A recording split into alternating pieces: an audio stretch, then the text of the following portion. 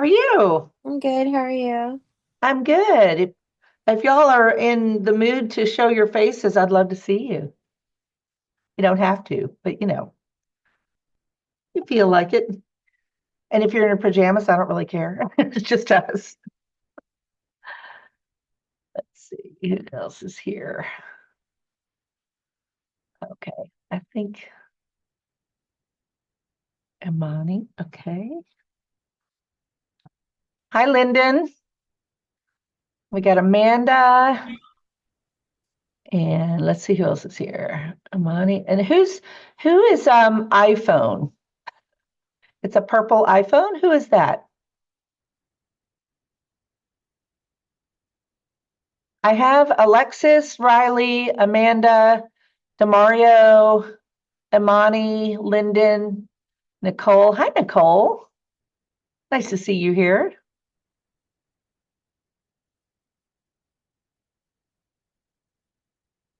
Okay. Can y'all hear me? Yes. Okay. All right. Okay. Well, if the person who, oh, is it Marissa? Oh, Marissa. Let's see. Okay. Now I think everybody. All right. Hi, Taylor. I don't think I've met you, Taylor. I'm Peggy. Nice to have you here. Hi, Peggy. I believe I came to the office and met you once, but Oh, okay. Well, I'm glad to see you on here. Welcome to thank Ignite. you. All right, so we're going to get started. And Ellen's in the house. Say hi to Ellen. Hi. Yeah, so I'm glad so many of you are online.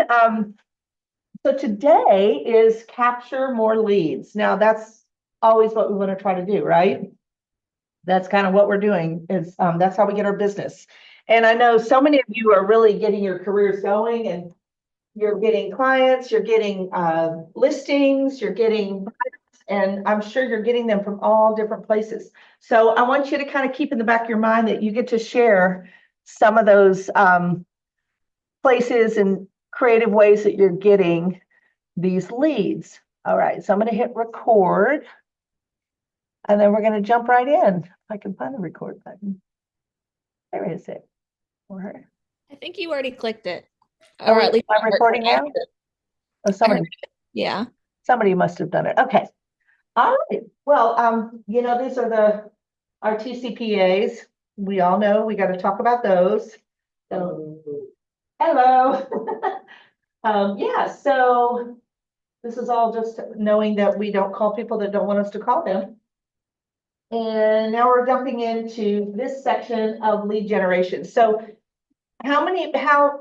uh, just say yay or nay if you have been coming to all the classes? Yay. Yay. No, no. Nay. Yay. Did you all come to the one last, Yay. the social media lead generation? Yes. Yes. Okay, cool. That I know Melissa always does a really good job with that one. And then the open houses, did you all come to that one? No. Okay, so Yes. the open houses and the social media are two very specific ways to lead gen. And we talk a lot about some of the things that have been in real estate forever, door knocking, sending out mailers, doing the farming, all that, but honing in on the things that are probably more progressive and more, in our world now is the social media, internet, and then the open houses, of course, and that's been around for a long time. So today we're going to actually dive into just outside of those areas on how we can lead gen and gain more leads through just being as creative as we can. So we are doing capture more leads, and this is kind of our outline. So we're going to be talking about systems that work, and KW has great systems in place that if we use them, they do so much of the work for us. And that's a really important part of what we do. Prospecting versus marketing. We're going to dive into that. And then we're going to talk a lot about referrals. Referrals are a huge part of this business, and KW is so lucky that we have a network that's nation or actually global, which makes our potential referrals huge. And then we're just going to kind of dive into more sources and how we capture these. So we got a lot to do in this section, and then we have another section after this. So we're going to jump right in. All right. So I'm going to go ahead and read this quote, but I'll have you guys read quotes if y'all don't mind. So if you leave the room, maybe put in the chat that you had to leave the room for a minute, so I don't keep asking your name. And by the way, I'm Peggy. I haven't introduced myself. I'm actually one of the PC coaches, and I've been in real estate now. I'm in my 3rd year. It's been quite an adventure. I've had a great time. I definitely struggle with mindset. I had some things happen that were very disappointing this weekend, and then I had some really, really great wins. I went out of town last week, and all kinds of stuff was going on when I went out of town. Of course, that's always happening. So I understand how we all kind of go through those ebbs and flows. So this class for me is going to be a good kind of push. Okay, we're back in the game. But I do love what I do. And those of you that are new and have met me in PC, you know, I've still got that fresh new enthusiasm because, you know, real estate is really a fun profession. I did not know that it was going to be as much fun as it is. And I do love this side of it with KW where we get to talk together and learn more together. Hi, Patrice. So I'm going to see who was on, and We got a lot of people. the superstars here. Oh, we got more I'm just superstars always on coming. everybody. There's no point in me being on Zoom. I'm not. Well, we have a whole Zoom house, I love it. and we've got more than jump in. Separate them down. Okay. And we'll pass that. That's probably me, sorry. Yeah, you gotta turn one of the microphones on. That one.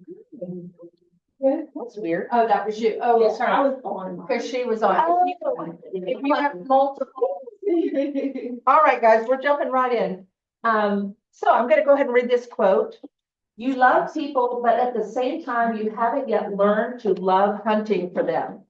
I like that quote because I'm a people person, but hunting for them is not quite my jam. I'm like, well, I gotta like actually hunt down people that want to buy houses.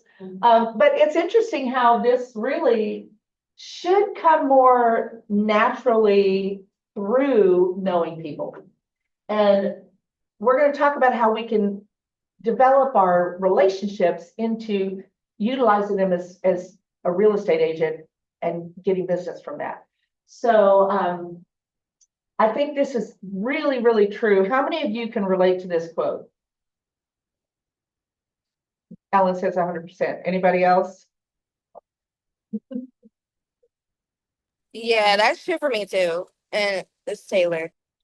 Yeah, thank you, Taylor. Yeah, it's interesting because when we get into this business, we know it's all commission based.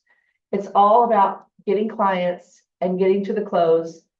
And that's how we make our money. So it changes your whole approach to people.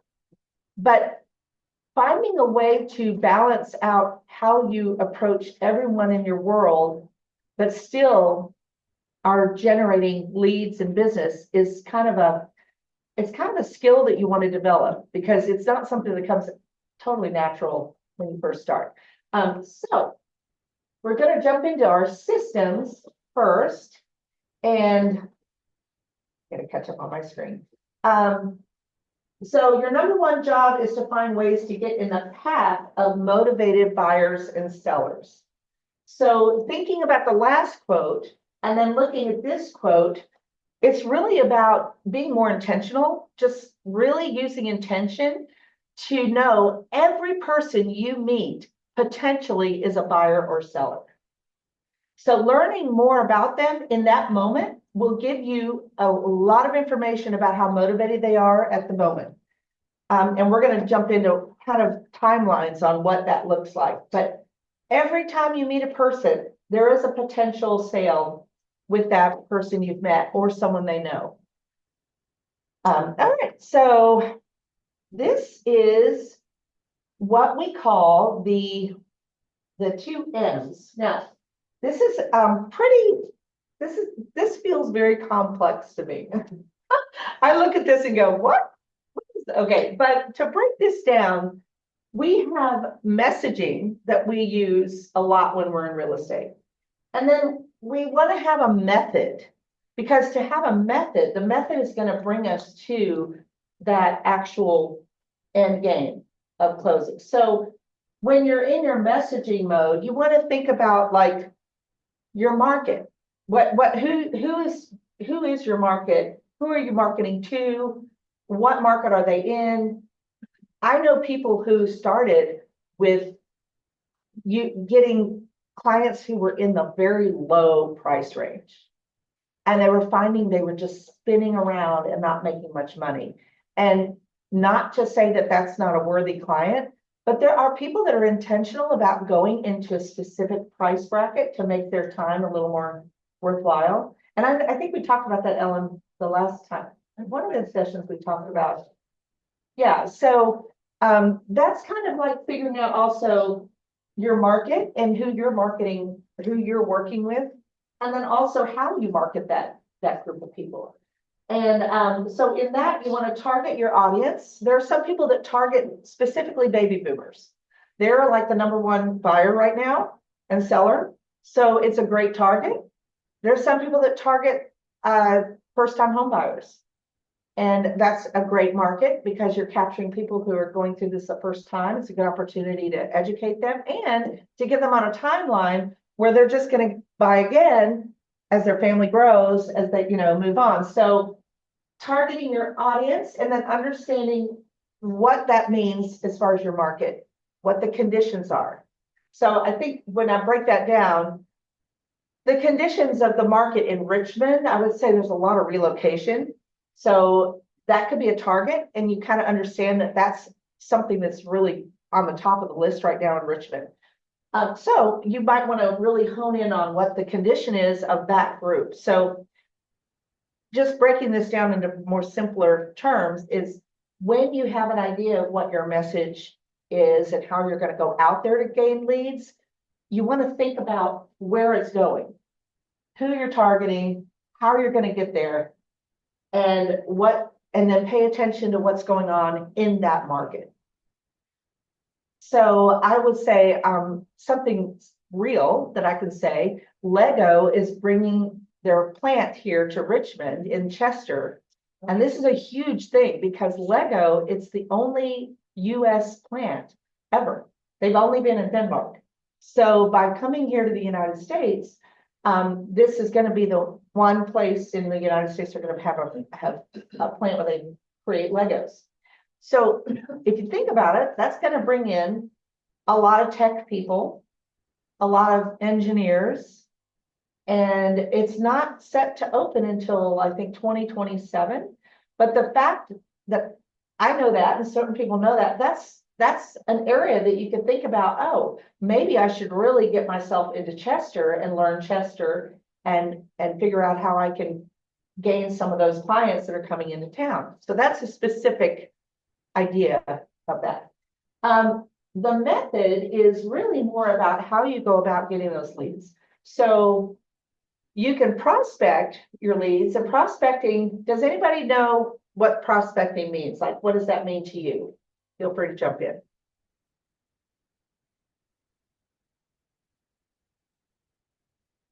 Hunting for people you're talking about. But hunting for people you're talking about. Hunting for people, prospecting, Your quote you said earlier, whatever it was. right? Right. So is prospecting active or passive? Like act active. It's active. So I'm going to pick on someone online. Alexis, tell me one way that you prospect. Open houses. Open houses. Very good. Alexis does so many open houses, and you're getting some good success from those, right? They're nurtures, but yes. Yes, good. Well, that's still prospecting. Anybody have another prospecting idea they want to share?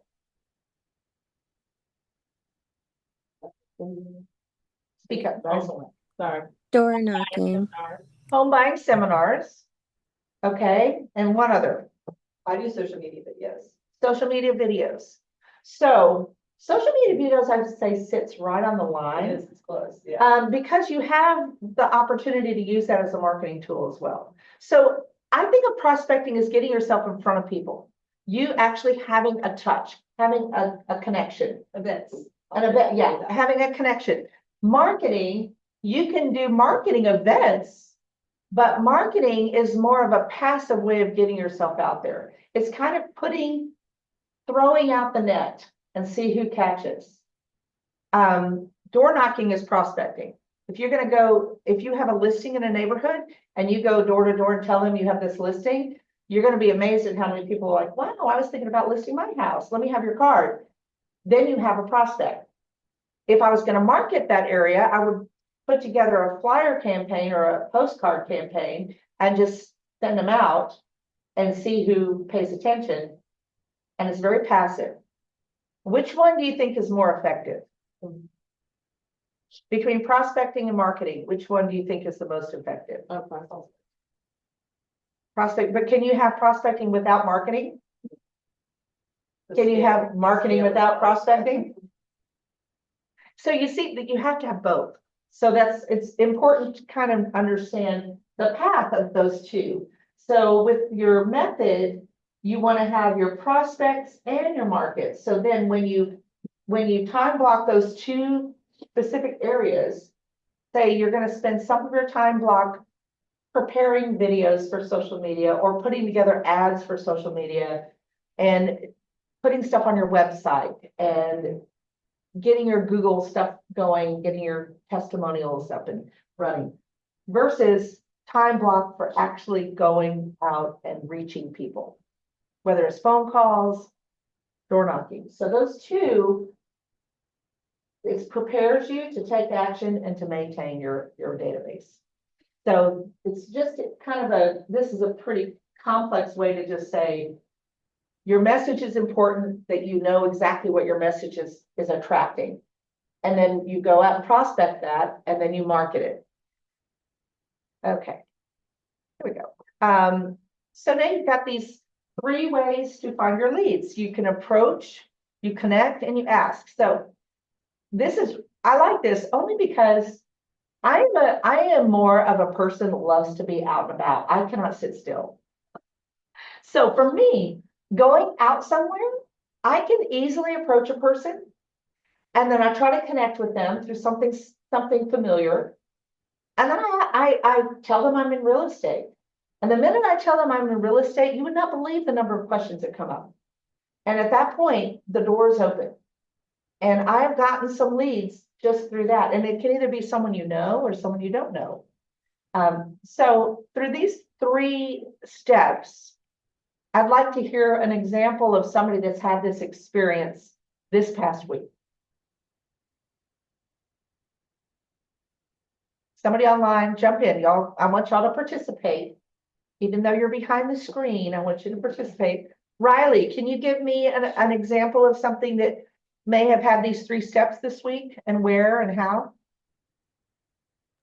So at my church, there's a lot of younger people my age, people right out of college, getting married. And so I feel like I run into this often, is like we talk about, life and each other, and then get to jobs and everything. And they're like, oh my gosh, we're actually looking for a home. So it's just, we don't know where to go really. We're just researching. So I think that market is really perfect for me to cater to, just because that's where I'm at in life, which has been really fun to have those conversations and sit down with them and just talk about it and get excited. Awesome. Thank you, Riley. I love that. So you were in a place that was really safe and comfortable, and then you took the chance to step out of that realm and talk real estate. And I think that's always kind of the block we have, is where we might be at a friend's house where we've known them forever. We're over there hanging out on a Saturday night, it's game night or whatever. And you've got these people there that you do know and some you don't know. Is it comfortable to just jump in and say, hey guys, I'm in real estate, to buy or sell? No, it's awkward, and it feels very salesy and like a turnoff to people. But instead, if you just kind of get to know them and get to know their story. And you all know the acronym FORD. Have you remember learning about FORD? And if anybody would like to tell me what the F stands for, Just don't ask me the actual. and it could be similar. Family. Family. Yes, kind of learning about, like, if say you meet, you're with a group of people and there's somebody there you don't really know. Well, learn about their family, learn about if they've got kids, or if they, if they have parents that live with them, or, just kind of get that part of your story. And then the O, occupation. So that's really helpful because the occupation is going to tell you a lot about, number one, it's going to tell you kind of what type of income bracket they might be in, which may tell you maybe a location or a type of home. And the family is also going to inform you on that too. And then the R, anybody know what the R is? Recreation. Ellen's knocking it out of the park. Recreation. So their interests. Now, these are great ways to just have conversations. And you don't have to have in your back of your mind, okay, I got to hit family, now I got to hit the occupation, now I got to hit recreation. But instead, start from that base of that information. And then the D, I think, is the most informing about where they're headed. Because and the D can stand for several things. Anybody want to? Linda, you know what the D stands for? Dreams. Dreams. Yes, dreams. I also think of like destination, like where they're headed, where they're thinking they want to be, where they might want to be in 5 years. And believe it or not, I feel like, and it's not an age thing, I think it's every demographic struggles to find ways to make conversation. You sit there and you're with these people, you're hanging out, you're thinking, oh my God, I feel so awkward. Like, what do we talk about? But if you kind of grab onto those 4 things, that gives you so many ways to lead into conversations. And then you're in a place where you can introduce yourself as a realtor, and you'd be surprised at how that will bring you that lead. So approaching the people you're with, and then finding that connection through the Ford, and then just asking them. Like, you could easily just say, I overheard you were talking about an open house. Like, somebody might have said, oh, we wouldn't have looked at open houses this weekend. It was so much fun. That's an easy thing to say after you said you're in real estate. Somebody said, oh, no, I went to an open house this weekend and saw the cutest house. Then you say, oh, I heard you were looking at that. Are you looking for a home in this area? And then you could throw out things about the market. Like, oh, this is a great time to buy. Things are happening. The rates have come down a little bit. Have you thought about, like, are you actively doing this? It would be of service to them to give them that information. Okay. All right. Oh, we're already at aha. So, yeah, anybody have an aha or something they want to share about this part of lead gen? Don't be shy. I'll share something. I Okay. think I would just share, like, just always wear your name tag no matter where you go, because it's a really good conversation starter. Say that again. Always wear your name tag wherever your you go. name Mhm. Yes, it's so crazy. There have been so many times that I forgot I had my name tag on and I went and ran an errand and somebody's like, oh, you're a realtor? And I'm like, yeah. And you have to always behave, you can't fuss at the manager when you have your name tag on. But yeah, it strikes conversations. It's crazy. I met a guy in Trader Joe's who works at Trader Joe's, and he said, oh, I used to work for Keller Williams. I was an agent. And then we just had this little conversation. And I asked him, I said, if you ever think about coming back, let me know. So it was just a chance to have that little bit of a interaction. Yeah, so you were going to say. I was just gonna say that, the more I get out there, the more I get comfortable. So, like, I have started wearing my name tag, purposely in, like, the stores, the location. And so just never being afraid to strike up a conversation, I think that has been, very helpful. And like I said, the more I do it, the more comfortable I get to having that conversation. Yeah, thank you, Mercer, right? Yeah, if you were online and you tricked me a little. You're in the house. Yeah, I mean, it's, and this all seems so, oh, duh, that makes sense, you know? And it really, in my opinion, it really all should make sense. That's what makes it authentic. That's what makes it real. And I think that's when you're gonna capture the most people in your world. I was gonna say, my problem isn't doing this, mine's doing it at scale is my problem. Like day to day, I'm doing this out in the world, doing the things. And problem is when I think how to ramp it up to scale to be getting where I want to be, that's when I start to shake a little bit, start to not. So Glad you said that, because that segues into the next part. So she's talking about scale, which I totally get. We all are social people. We wouldn't be in this business if we weren't. So we have that run, working for us. Some of us might be a little more introverted than others, but generally we like people. So we're out there peopling a lot. But Ellen says the scale, and that's true. I have met so many people where I go, do I have them in my database? Like, how am I going to follow up? So capturing them somehow in your phone and then throwing them straight into your database. And then the next step would be create that system. And that's where we all struggle. Well, I'm not gonna say we all. I struggle. If anybody else struggles, feel free to say you do. If you're rocking it out of the park, I'd love to have a session with you. I might even pay you to help me. I struggle big time on the systems because I'm not a systems person. I'm more of a, spontaneous. So I'm relational, and I think realtors lean more in that direction personality wise. So then the systems really you have to really focus on those. So talking about systems, it is important that once you capture these various people, getting them in your phone and moving them into your database and putting them on some type of a neighborhood watch or something, like if they're thinking in a year or two they want to buy, you want to still get them on a search. And I'm telling you just firsthand, I don't have a good system yet, but the people I've captured that I don't know through open houses, I continually send them properties. And I do a lot of my own, like I look specifically for them instead of just putting them on a drip. So it's very intentional. And I'm getting these people now to use me to start looking actively. And these are leads I got last year at open houses. We just weren't quite ready. So it does work. Now, systemizing that whole thing makes it even better when you get the volume, to that point. All right, so we're going to talk about prospecting and marketing.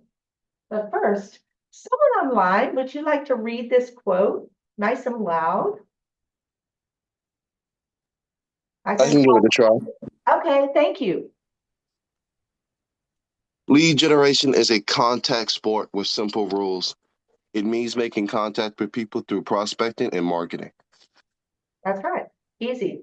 Gary Keller is pretty practical when it comes to his quotes. Like that's, it is, bless you. Thank you. It is a contact sport. Even if you are not someone who is comfortable going out and making contact with people, you do have to make that contact, whether it's through a phone call, a letter, social media, but in person is going to be your most effective way to get a lead. Being face to face, talking to that person, setting those appointments, sitting down and having a conversation. And that's prospecting. So it's really important to know it is a pretty simple rule that you just have to follow. It is a contact sport. If you're sitting in your house behind your desk and you're cranking out stuff on your computer and that's all you're doing, it's not going to be effective. So, okay, so now we're talking about how we catch leads. Now, this has shifted, I think. We've talked about this in some of our classes here at KW. The 7 to 10 years, I think, is getting shorter, where people are actually moving in a shorter period of time because I think there's more movement where people are getting jobs in other places. They're making choices to live some places. When everybody started working from home, there were lots of decisions made of like, oh, I really don't want to live in Washington DC. It costs so much money, but I could work from home. So I'm going to move to, you know, Charlottesville. I hear it's a really cute little place. So you've got these people that are moving more often. So once you capture a lead, you want to know their story. You want to know when their timeline is. But do you just capture them when they're in the top of the peak? Is that the only time that you really pay attention to them? No. So you see those little notches on the scale? Each one of those notches represents a touch, a time that you reach out to them and say, hey, how are you doing? Are you still living in Midlothian? Like, how are the kids? How's it going? That might bring something. Then the next round, and maybe this could be, you know, you reach out to them every 6 months. And then you have a once a year touch with them, but that you got to keep in front of them, or they are going to meet someone else. There's so many realtors in town, they're going to meet someone else. And if that person is in their face more than you are, that's who they're going to use. So once you get that person who says they may wait another 6 months to a year, you want to keep that going. Because once you grab them and they move, then they're going to be settled in their house. And that's when you follow up and you keep doing your hot buys and your cards to them, and you remember them on holidays and all of that. And those little touches really, you know, sometimes they'll reach out back to you and say, oh, I loved that, thank you. Or they'll ignore you. If they ignore you, keep going. So this is 7 to 10 years. So I would say, I would put that more in a 5-year span, depending on their age group. I feel like to me, it's short in the beginning and then it gets long after. Like everyone, in order to afford a home, you really just like get into something now. So sometimes you get into something, but then by year 4, you're like, I really need to upgrade or make Right. money. Right. And then maybe they stay that next one longer. It doesn't Right. seem as even as maybe it used to. So those of you that are new, and I know there's a lot of new agents online here, and that's what this course is really aiming toward, is you understanding kind of how this system works. Like Ellen was saying, she understands that there's a stage of life where people are just trying to get in the housing market, and the age is a little older than it used to be for a first-time home buyer. But that person who's getting in their first home, they're likely gonna build that equity enough to where they want to go into a bigger house. It might be a young couple that hasn't had kids yet, so they're going for a smaller home, but the minute they decide to have kids, they want to get in a different school district, or they want to get in a 4-bedroom versus a 3-bedroom. They want a yard if they're in a condo or a townhouse. So knowing your market is so important to go along with this graph. Baby boomers are definitely top dog in the buying area, and they're buying with cash. I think the statistics, like 65% of buyers are 55 plus. And those folks are looking for that place they can live with the first floor primary suite, which is always a big ask and a hard find. But they're looking for that place where they might live until they actually have to have care. So that demographic definitely will likely be in that house for maybe 10 years, 20 years. But the person who's in their 30s, you're going to see, I mean, the things that happen, and it happens to any age, but they have kids, they get divorced, there might be a death, or they might have to relocate. So there's those things. They call them the 4Ds. Have you heard of the 4Ds? Yeah. So the 4Ds are the 4 things that you really want to pay attention to that create people to move, to buy or sell. Divorce, death, Diamonds, diapers, diamonds, debt or something. There's the 5th is always changes. It's Divorce, diamonds, diapers. I want to say Divorce. it has to do with relocation, but I can't think what destination or I've heard different versions of the 5th one. yeah. Anyway, so just kind of keeping that in mind of your mobility of people and when they're moving. So Now we're talking marketing versus prospecting. And you'll find in the MREA, you'll see, if you haven't read it, you should start looking through it because there's a lot of really good, really practical concepts. This triangle is a very common way to see how to approach your business. If you had marketing on the bottom and you had prospecting on the top, your point would be on the bottom. Would that be a stable business? If you flip this triangle upside down? So if you put most of your efforts into marketing and no prospecting, your business is not going to grow the way you want it to. So by having the smaller space at the top, marketing, you need the marketing to support this prospecting, but you have to have prospecting in order to achieve what you want with marketing. The two have to go together. So in prospecting, I also think it's a wider space because it captures more opportunities. It's definitely more of a giant net that captures people as you prospect. Time intensive. It means if you meet someone at an open house, they're ready and willing to buy. You want to make sure you pay attention to your time and you follow up and you work within a 6-month period, 3-month period, 1-month period. Proactive. You have to be the one to take the step. Say, hey, I met you at the Kroger and you remember me? Yeah, I would love to talk to you more about what you were saying. I knew you were wanting to buy a house in this neighborhood. I love meeting you and let's meet. Let's have, that's being proactive. The worst thing they can do is say, I'm sorry, I have someone else I work with. I don't want to talk to you anymore. And if they do, then say, okay, thank you. And then you move on. But you got to be proactive. And that sometimes will bring you immediate results. Like you'll find out, yes, they want to work with you. No, they don't want to work with you. And you'll learn real quick that answer. And then you can go from there. Marketing, you have to pay for marketing a lot of times. So you're spending money that is not directly bringing you clients.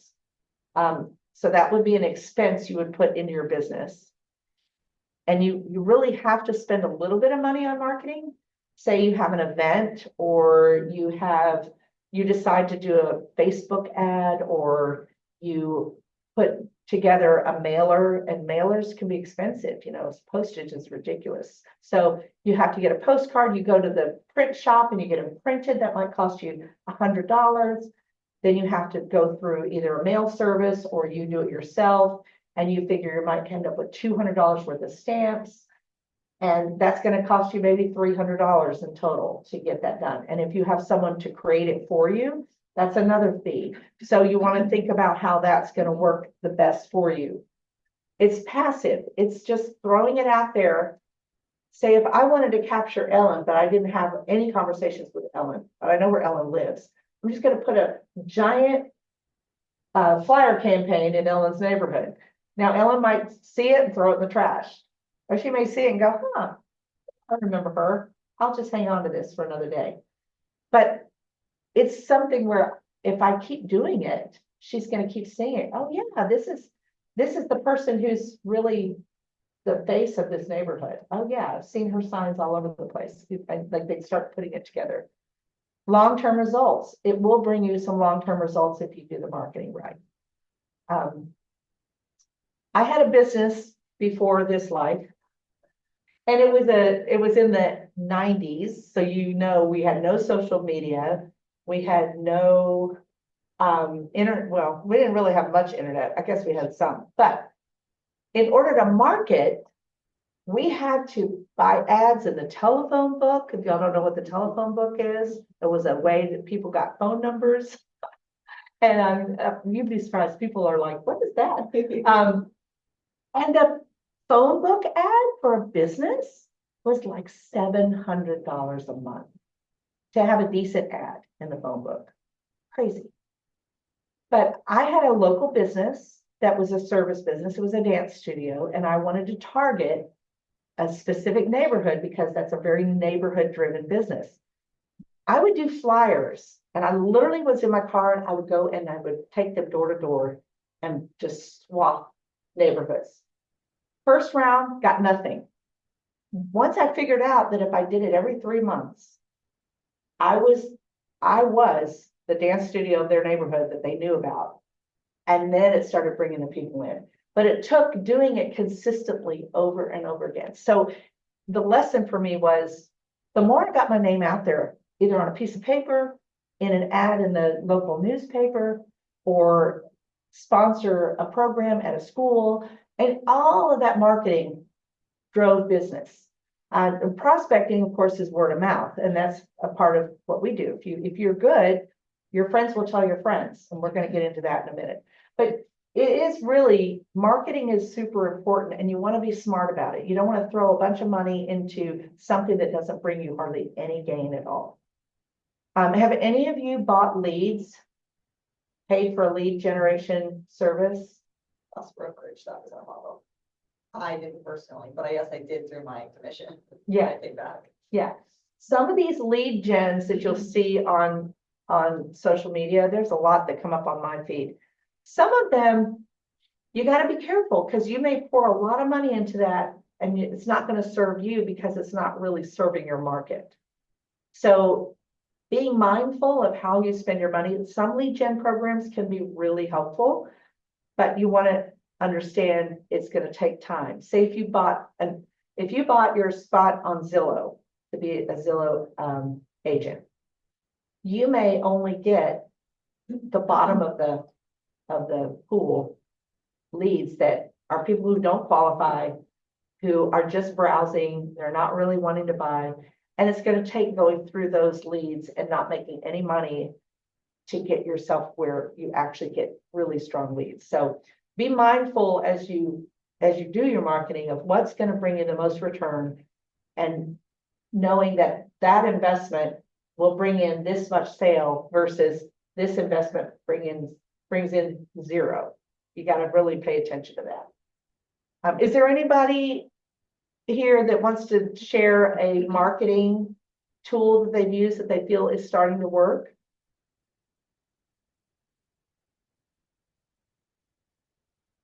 Please participate. Oh, y'all, give us something. We want to learn from each other. Specifically myself, it's Sammy. Hey, Sammy. Hey, so myself, I've been really into my social media, and when I say into it, I make sure I at least post 5 days a week. I am very strategic about the times that I post, when I put on my stories and things like that. Either way, I've closed in the last year with being intentional on my social media about, I think, 3 different leads specifically. One of them being $1 million referral from social media. And the other one was I closed with them. The home was like 460. It was new construction out in Alet. But when they shouted me out as their realtor, I gained like 10 followers specifically from them. Wow. So I'm seeing the results, even though it's a year later, so it takes the time. Yeah. Thank you for sharing. And Sammy, your business is really rocking. Like, I actually followed your lead on our business planning because I really liked kind of where you were headed, and I'm behind you. I'm not like caught up yet, but I'm working on it. Yeah, the same. Same thing. But no, I mean, it's so true. You have to find that. First of all, you want to find something that you feel comfortable doing, and then do it and trust it and keep doing it, because it will bring you something if you don't let up the gas. If you dabble in one, dabble in another, you won't get anywhere. So I think that commitment, Sammy, you made to social media brought you what you wanted out of it. It just took a little bit of persistence. And I think that we tend to get a little freaked out if we don't get response right away. But trust that it's all about just, I mean, marketing is really about getting yourself in front of people constantly, like commercials on TV. How many of you want to flip off those commercials? Like I do fast forward, and I do say when it says skip, I skip. But if those same commercials keep popping up on my feeds, I'm going to know that brand. I'm going to know what that is, even if I only see 30 seconds of it. So it's super important to just keep that in mind. So now we're going to jump into prospecting specifically. So this is a pretty big list. Phone, face-to-face, phone or face-to-face. I find the phone really not comfortable. Anybody else feel the phone calling is uncomfortable? Time to tell your story. Please join I me. would agree. Yes. I've tried like the cold calling list, and people are either really confused on how you got their number or just not interested in talking at the moment. It's really hard to find, I guess, a way to approach it so that it doesn't feel like a complete sales call. Right.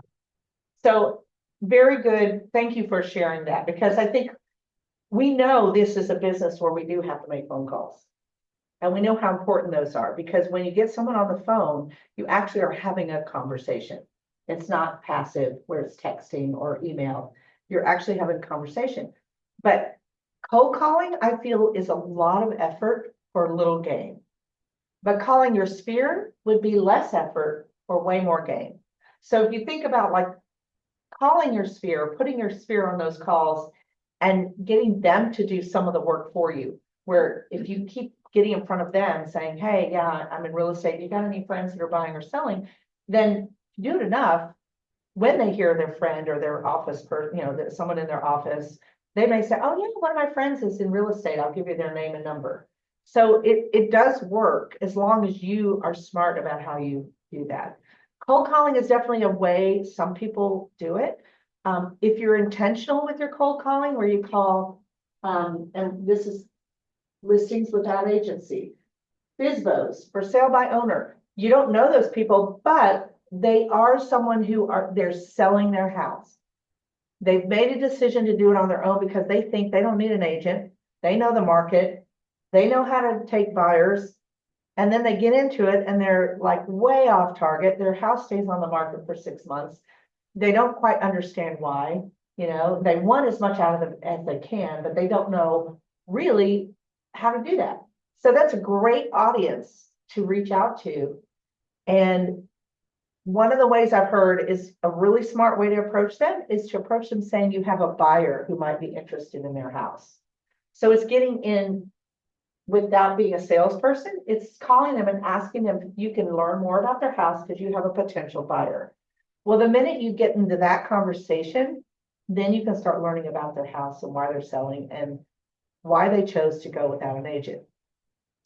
Expired listings. You ever talk to Chris Elliott? I think they're the expired listing group that knocks it out of the park. I had a listing that expired and I did warn my clients. I said, we didn't mean for it to expire, but we missed our window to go inactive. And I said, if this goes expired, be ready. You're going to get hit.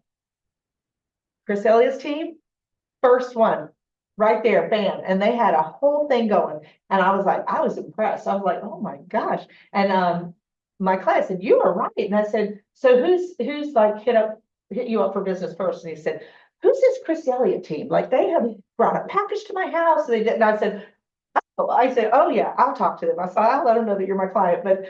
And they were so nice. So like I said, hey, y'all did a great job with nurturing that expired. So that does work. And it caught my client's attention.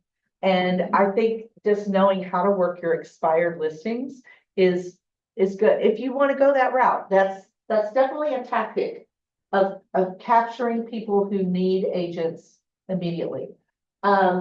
Circle prospecting. That is really more about you going into a zone that you want to really focus on. Neighborhoods, like if you live in a neighborhood, that would be the first neighborhood you'd want to circle prospect in. Means you just kind of go around and you keep touching these people and reaching out and saying you're an agent, getting their information. Apartment complexes. A lot of people renting eventually want to buy. Great audience. You have to be careful if they say no soliciting, you don't want to jump in and solicit. But if you get the address and you get the numbers of the apartment and you just start writing golden letters to these people in these apartments and say, hey, I wanted to introduce myself. That's a lot of work, but it might be really effective because you're targeting renters. Recently sold listings. If something's sold in the neighborhood, somebody else, a neighbor, may not have been approached and they may want to know how much their house is worth. I've had a lot of people call me in neighborhoods and said, hey, so I saw that you sold this house. I'm curious, how much did you sell it for? And it's before it ever comes out how much it was. And just that conversation tells me, oh, they might be interested in selling. So those activities are really important. And then community outreach. We all know that community outreach is a really great way to put yourself in front of people in a really positive way. So if there's any type of organization you can jump in and help with, you have to remember that doing good things for people and also gaining business is not a bad thing. It's a win-win. Look at it as a win-win. You're winning for them. And also if you gain some business from it, it's a win for you because you're ultimately providing something for them that's going to help them with a positive thing. So charity work, maybe volunteering at soup kitchens, that's not a demographic that you're going to sell to, but you're putting yourself out there as a service and you're working with people in that group. And you can also put that on your website that you do these certain things for the community.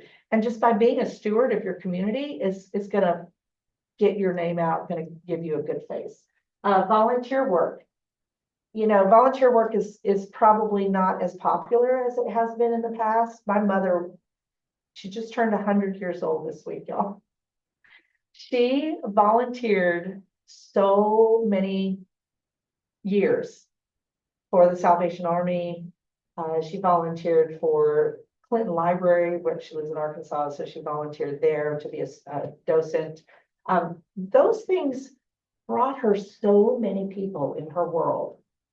And I mean, if my mom had been a realtor, she would have made a fortune because she knew how to work with people and she did it on that level. And that brought a lot of gain to her of friends and people. So community outreach is really, really important.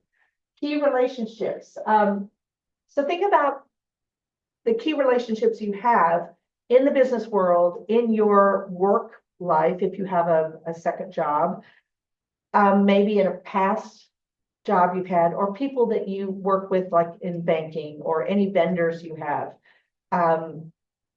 These relationships are important. And how many of you do have like 3 of these 5 on the list in your world? Corporations, builders, banks, third-party data companies, investors. Marissa, do you have some, like 3 of them at least? No, not 3. So I've been going to like the new build, more so reaching out with the agent. Okay. I'm working on the investor part. But no, not really like that. And these are things, as a new realtor, I didn't really understand how important it was to have these connections until now. I have made some good connections with people that work in banks, and you'd be surprised at how helpful they are. And also I did get a referral from a lender who I worked with once, and he brought me a referral, and then we closed a second deal together. So those relationships are super important. Investors, if you happen to sell a property, if you get a listing that it's an investor property and you're selling to an investor that belongs to another agent, you realize there are investors out there and they'll start calling you because you have an investment property. They'll start reaching out to you and say, do you have any other investments? I'm looking for investment property.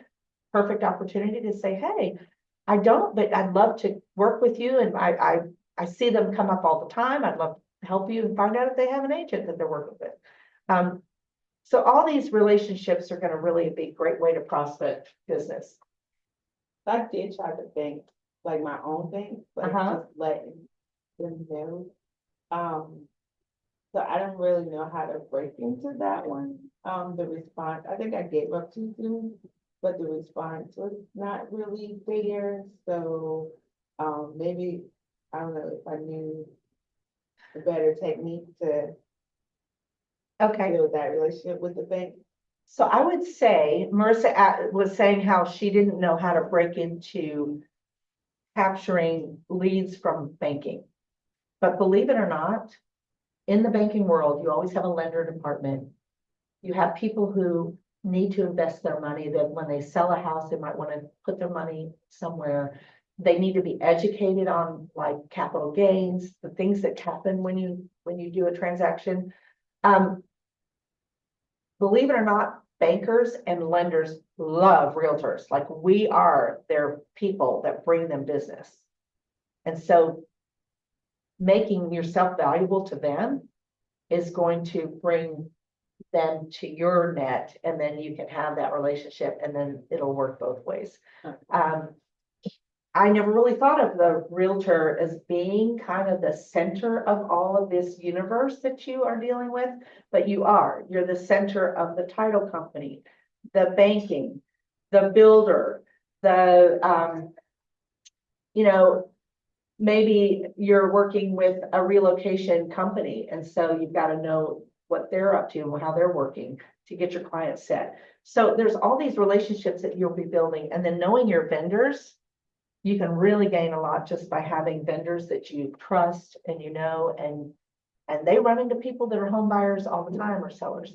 Okay, so teaching and speaking opportunities.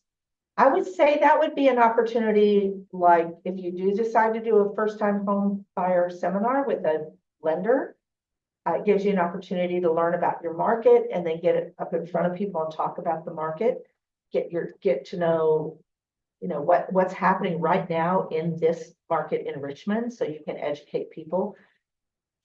I think with what we do, we know we want to make relationships, we want to build relationships, but I think sometimes we forget that we also want to be knowledgeable enough to educate our clients.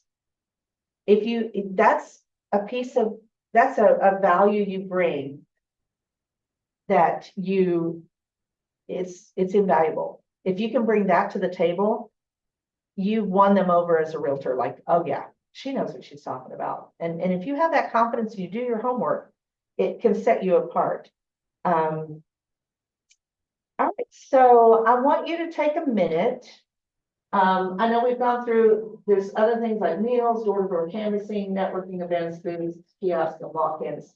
I want you to come up with as many ways of prospecting that you can think of as creative, anything that you might think would work for you or something that has worked for you. And just take a minute and just make a list.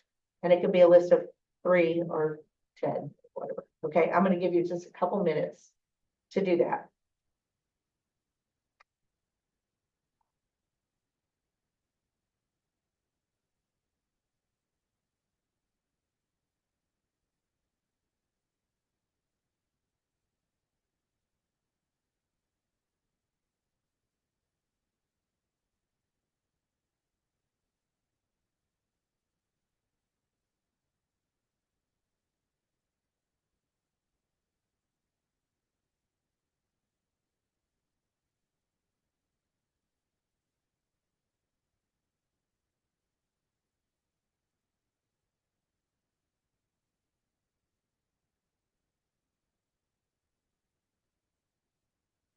And if online, if you all do want to hit the raise your hand button if you're done, that'll be helpful.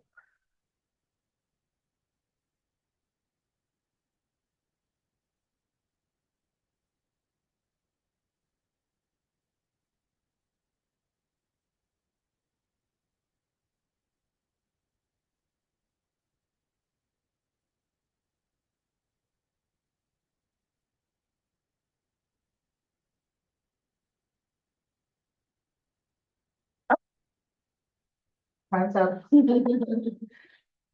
All right, so I'm going to call on someone online that I haven't called on yet. Nicole, Nicole, you here?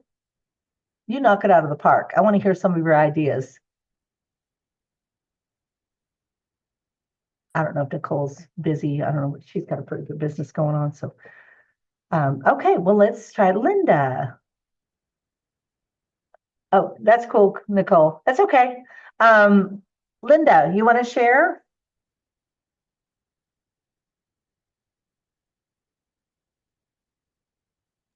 Good morning. I'm trying Good to get the morning. right buttons. Oh, it's okay. That's all right.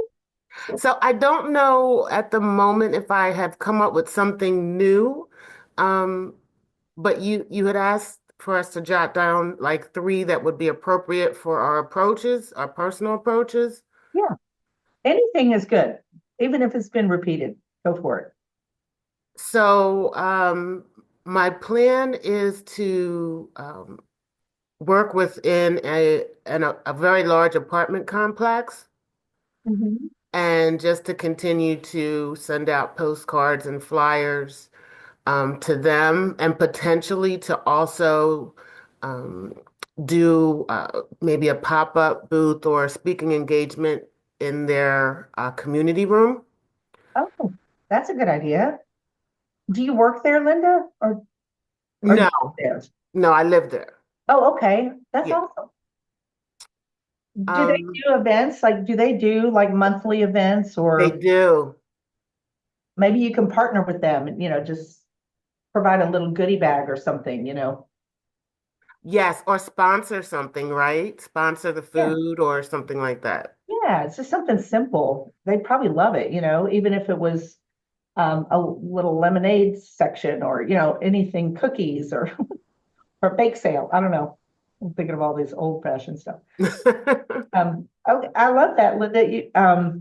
I think working where you live and living in an apartment complex, you definitely have people there who might be clients in maybe a year or two, but if you get them kind of in your circle, you can start nurturing them and educating them about what's going on with first time home buyer grant money and, getting qualified, maybe even bring a lender in with you to do something together. So then the lender can help them right there, give them an idea of what is out there. A lot of first time home, like a lot of renters don't realize that they may qualify to buy a house. Mm-hmm. They don't Mm-hmm. realize it. They just think because everybody talks about how crazy and high housing is, which it is, there are still opportunities out there. Thank you. Okay, I'm going to call on someone else on this list. Can I piggyback on what Linda was saying about the apartment Sure. complexes? Hey, this is Imani. Good morning, everybody. When I went to family reunion, they spoke about going to apartments, and meeting up with the people there, but they also spoke about utilizing like the pool area. So maybe talking to someone at the leasing office and asking if you can use the pool and kind of having like a block party type feel where you're grilling hot dogs and hamburgers, maybe have a DJ if you're into that, but then also just getting involved with the community and talking to people in a fun way. I love that. And that is sponsoring an event, basically. But if you get a partner who can benefit from that as well, like a lender or even and maybe another realtor, you could partner in together, the two of you kind of split the costs. And there's different, I mean, even you could even use someone who's a vendor, an inspection company, or someone who would benefit from that buyer as well. But that's a great idea. I love that. Summertime is a great time to generate leads with fun events for sure. That's one of my goals for the summer with my partner. They don't do a lot of events, but in I want to say one of the night trainings, they were talking about like passing popsicles, the little small things that, Mhm. on a weekly basis. So my idea was to use the pool. Yeah. I love that. Yeah. And sometimes I lived in an apartment complex where they had food trucks that would come around, and that's always an attraction, in the summer. So maybe even have a table set up by the food truck that you're giving out cups, that has your name on, like if you get some kind of promotional item and just, something with your name on it is definitely helpful. Thank you for sharing. We're gonna keep moving because we got a lot of material. Marketing. I'm jumping into marketing. Offline advertising. Now, this is all kind of very old stuff that you don't utilize much anymore. Radio is really costly. I would not say that'd be a number one thing to do, but if you have any kind of connection with the radio station and you want to see if you can do some type of a little plug on what you're doing. TV is going to be very expensive. I would say that's definitely not at the level any of us are at if you utilize TV. Now, if you can get yourself a story that they're interested in that has to do with real estate, like something charitable you're doing for a community as a realtor, that could be like a PSA. Newspapers, sadly, that's kind of gone by the wayside, unfortunately. I love the newspaper. Personal vehicles. Any of you have your name on your car? Like a sticker on your car that? Not yet. I want to get one. Yeah. I don't know where to order. There was a realtor here a few years ago that her whole back window had her name and it was impressive. And I would see her all over town. And she would get a lot of business just from having that messaging out there. Billboards is also a huge expense. That's not something I'd say you want to run out and do. Magazines. Now, if you target your magazine ads toward, like if you have a luxury listing, you may want to put that in one of the luxury magazines as, to advertise your listing. Might be worth it. We don't have yellow pages anymore. I guess we have them online, but that would not be anything I do. Grocery carts. I saw one. If any of you go to Boychecks, they have ad space on their walls, and there's realtors on those walls all the time. And they also have ad space on their menus. So finding a restaurant that has a lot of people in that neighborhood that go there. Boychecks is a breakfast lunch place in the West End. That might be something to look into to see if it's worth getting your name out there for a little while. Or if your child is on a baseball team or football team and they want people to sponsor ads that they can put up banners around wherever they're playing the field. So those are all kind of like ways you can physically do your advertising. Online advertising, that's probably going to be your most effective, is using the internet. As many free opportunities as you can. Social media is pretty much free. You can just throw it out there, just tag businesses. If you go in and tag a coffee house in your neighborhood, and then people that are in that coffee house world, they'll see you and get partnerships with businesses in your area and use that social media for that. Direct mail. Direct mail is a good thing to do. You want to be very, very intentional with your direct mail. If you just do a swath of direct mail to 3 zip codes, it may not be as effective as if you hone in on the demographic. Maybe, and I think you can do that on command, where you can create a mailer and you can do it based on age group, zip code, and you can do you can scale it to maybe 100 to 150 to like 500. I mean, it depends on how much you want to pay. But and they do it all for you. That's really cool. On command, you just set it up and then they mail it out. They do the whole thing. Yeah. Just listed cards. Great way to swap the neighborhood with cards saying you just sold a property in 3 days. Say if you did a sale in the north side and you sold a house in 3 days for $525,000. You want everybody to know that, because they're going to be like, wow, I'm ready to sell my house, So it's a really good way to do that. And then promotional items, go with the least expensive items first. People always use cups. They use pens.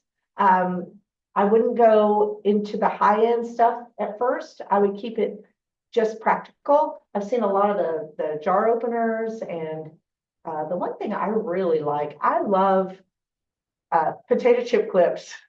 Every time I go to someplace, I grab all the potato chip clips I can because I always break them or lose them. Magnets, you can just create your own magnets for a refrigerator magnet. And that's a good way for people to keep your information handy. And also put your QR code to reach you to be able to get to your MyKW app or your website. Put that on your business card. Put it on everything you can, because people do use the QR codes. And then these are different categories that we've already kind of touched on, but these are ways that you actually conquer two things at once. You get the prospecting and the marketing knocked out with these 4 items. Farming, you want to go geographic, you want to go in the area, a neighborhood that you feel you've already had a presence in and you think you're going to really benefit a lot from it. Or if there's a neighborhood you want to get your name out in, farming means you are going to just hit that neighborhood with all different kinds of materials and and farming would be like, it's like the word, you just keep planting those seeds and you get more and more from that. Maybe go for a demographic. I think if you're in your 20s, your demographic might be more in your age group of first-time home buyers, or if you have a lot of relatives that are in a specific demographic, you kind of go for that.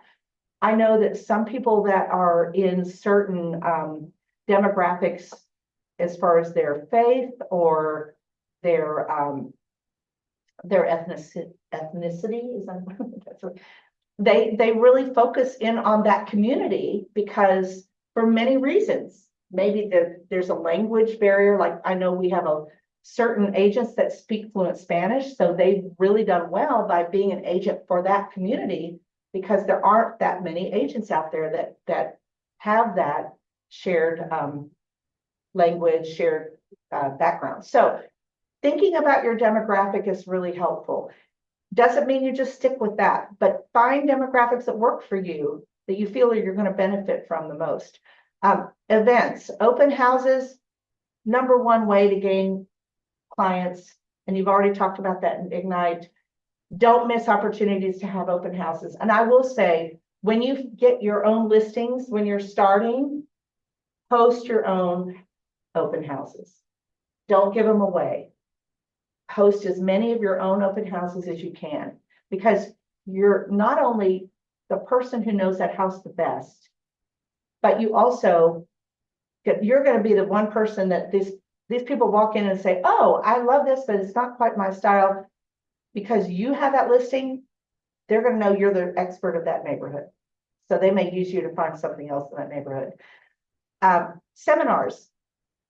Alexis, you had a seminar. Did you feel like that was something worth your while as far as marketing and prospecting? Yes, I definitely feel like it went well for my first one. Definitely learned a lot of stuff, but I had a good turnout, so Yeah, it was successful, I'd say. yeah, and a good turnout may mean just 10 people.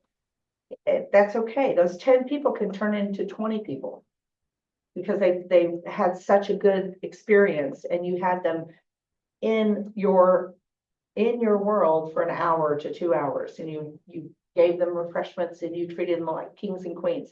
And that's going to mean so much when they go back out into their world, that you're going to be front of mind. Contests. I think contests are kind of fun.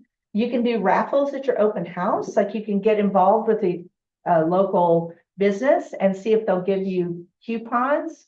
And maybe they can give you a dinner. Like if you go to a restaurant and they give you a dinner for 2 and you just say you're going to advertise them and you're going to do a raffle where they could get tickets and win these prizes. All that can be done successfully as long as you put it out there in advance so people know. That's going to draw people in to what you're doing. Client appreciation events. I know a lot of these groups, a lot of our teams do these events. A lot of solo agents will do these events. Doing photos for clients. You can use your iPhone, go and print them electronically and provide photos for them. Maybe something geared around a holiday. And find something unique, like a different holiday than your typical Christmas, Easter with like Santa, the bunny, that, find something kind of unique and fun that you could actually create and make it a fun event for giveaways and a reason to get together. Networking. Networking, I think, is super important. There are specific network groups out there. There's BNI. BNI is really hard to get into as a realtor. I just tried to get in one, and there were about 4 realtors there fighting for this one spot. And this other realtor got it, which made a lot of sense to me. But it's really worth investigating, because when you get into a networking group, you may be the only realtor and they're going to need you. So they're going to send you business. There's also what is it? I was gonna say, if anyone has questions, I'm in 212. 212, thank you. So 212 is another one. And now in 212, do they only have one realtor per group? Yes, you have to. So like most groups already have a realtor as the Right. course. So I just started my own. Yeah, thank you for sharing that, Ellen, because I was just going to say that. Ellen, realtor spots are really hard to get in the networking community, period. Because this is our biggest way to generate business. She started her own. That's what's cool about 212, and I've looked into it. And I think you can do it in a certain zip code or certain area of town. Wherever you want. Yeah. Right. If anyone wants to ask her, people just have questions about it. It's really beneficial. Yeah. Not just because you get leads, but like, and you do, people pass you business, but like, you also then, when you want to go do marketing things, you have this whole network of people to choose from. Like, I'm going to do a spring flyer to my past clients of like, hey, these 3 spring vendors are going to give you a discount. I only know those vendors because they're my networking group. So color washing, staining your deck, like they're all going to give me a discount code to pass on to my clients. Like, so much more comes of it than just past business. Right. That's awesome. Yeah. And then there are networking groups, meetup groups. There's a Google Meet. If you go on Google Meet, well, actually, if you go it's on social media, you can go into meetup group, and it will connect you with all different kinds of meetups. And if you have an interest in a specific area, find your interest and get in a group that has that similar interest, and just be there in their presence. It may not have anything to do with real estate, but you getting yourself in front of new people is going to be the important part.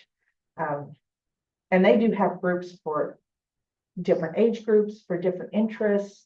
They have art groups, they have dance groups, they have business groups, they have, sewing groups. I mean, there's like everything you can imagine. And then you want to really network your sphere. Your sphere is going to be your golden ticket. That's going to be the one area that will be most likely bring you business. We have a new agent who literally is getting like deal after deal after deal from her family and people associated with her family. And she just got a potential over $1 million sale from a family member that just surprised her. So like using your sphere that way is going to be really, really helpful. Reaching out to your past clients, don't forget about them. They'll forget about you if you forget about them, for sure. Networking with agents. Agents are your friends. We're not all competing. We're friends. There's plenty of business for all of us. Network with the agents. I've talked to so many agents, not KW agents, but other agents, just talking real estate and learning kind of what they do and how they do it. And it's helped me a tremendous amount. Things that you can purchase, your prospecting and marketing. You will have to spend money to make money. Referral networks, advertising networks, clientele. These are like doing Zillow, or if you want to get into realtor.com, or you pay for a certain spot in a certain publication that you're constantly in there, things like that. All right. So real quick, any ahas on prospecting and marketing? We covered a lot of different ideas. And so many of this I think but it's helpful to just kind of understand how important both areas are. Anybody got an aha?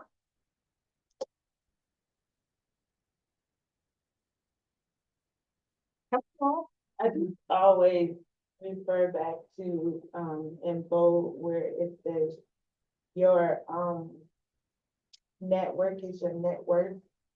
And so I think all of this just kind of really highlights that. And so it's kind of my, I guess you say my speech to myself to get myself to just do it. Right. But it just really focuses in on the fact that it's, you know, you got to get to know people and just in different areas. Right. And just, we know when we see these lists, we all know, oh yeah, well, that makes sense. Of course we know this stuff. But actually implementing it is the whole different thing. So taking this information that you are very familiar with, that you might even be using some of this already, take it to the next level, hone in on it and figure out what it is that you need to do to take it to the next level that will bring you more business. Like Ellen was saying, she wants to figure out how to get the volume and a system that works where she gets from these 5 people she's reached out to, how to make that 20 people. So I think it's just really going beyond that step and knowing what it's going to bring you. And that really is in a lot of follow-up, a lot of like how you kind of nurture that whole thing.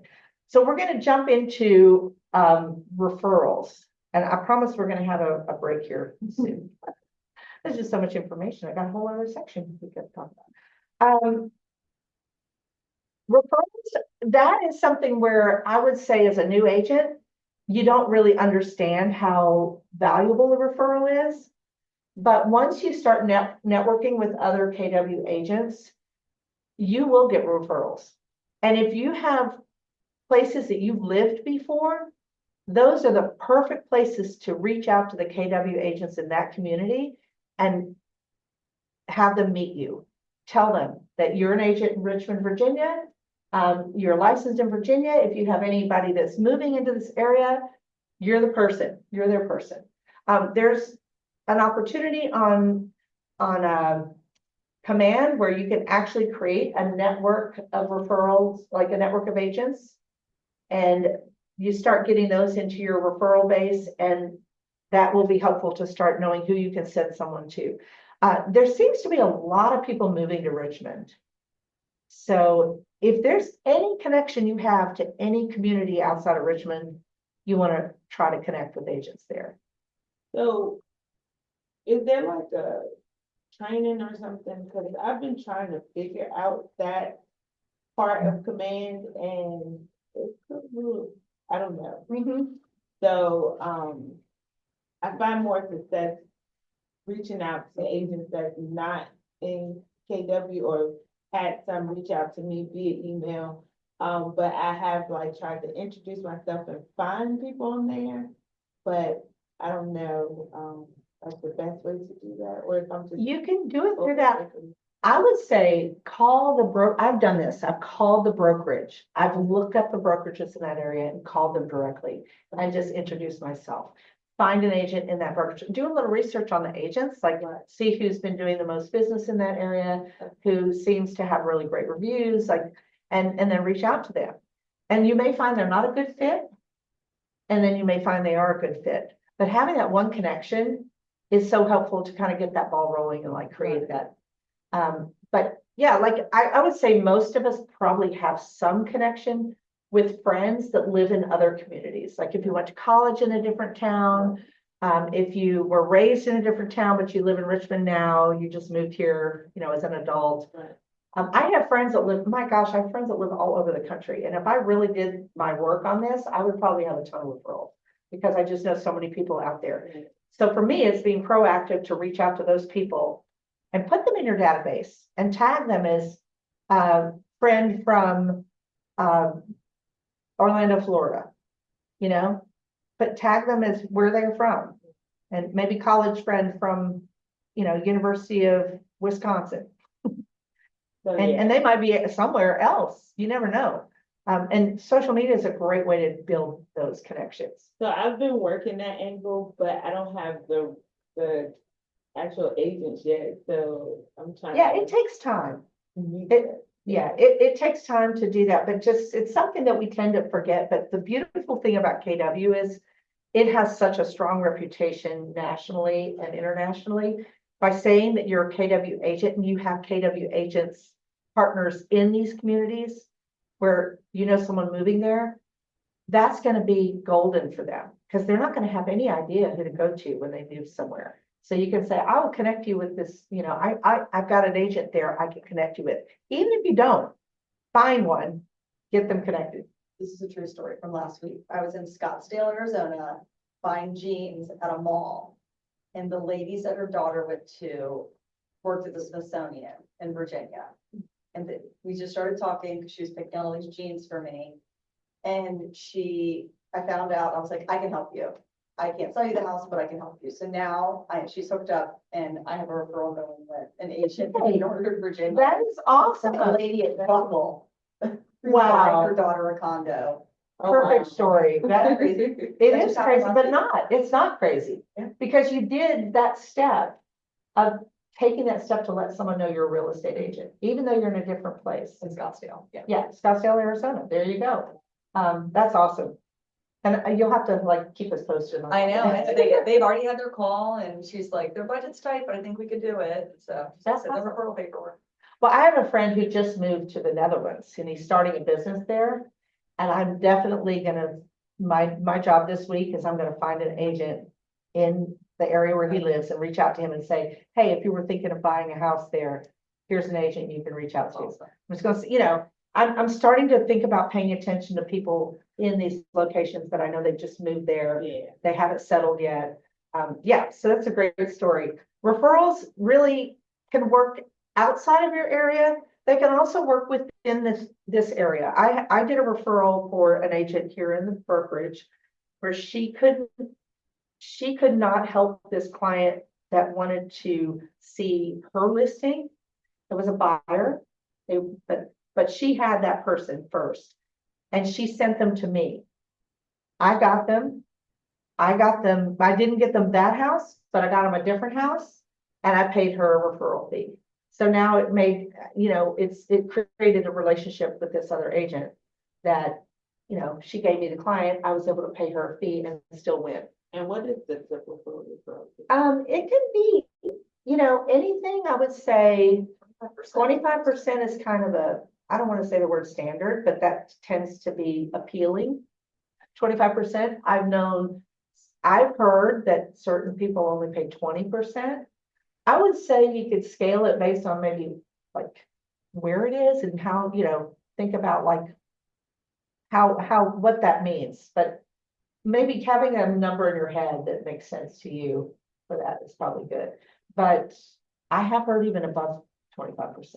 You're not gonna offend someone if you say 25%, I don't think, because that's what they're used to hearing.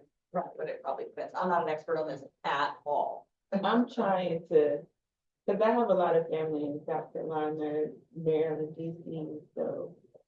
I would say anybody where you have a potential multiple referrals with that agent, treat them well. 25% is a good fee. If it's a high priced property, you know, maybe ask them for less if you're asking for the referral fee. You know, sometimes you can tell them what your fee is.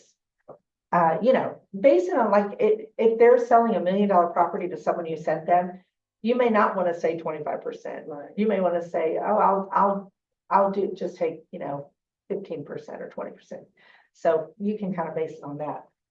Okay, so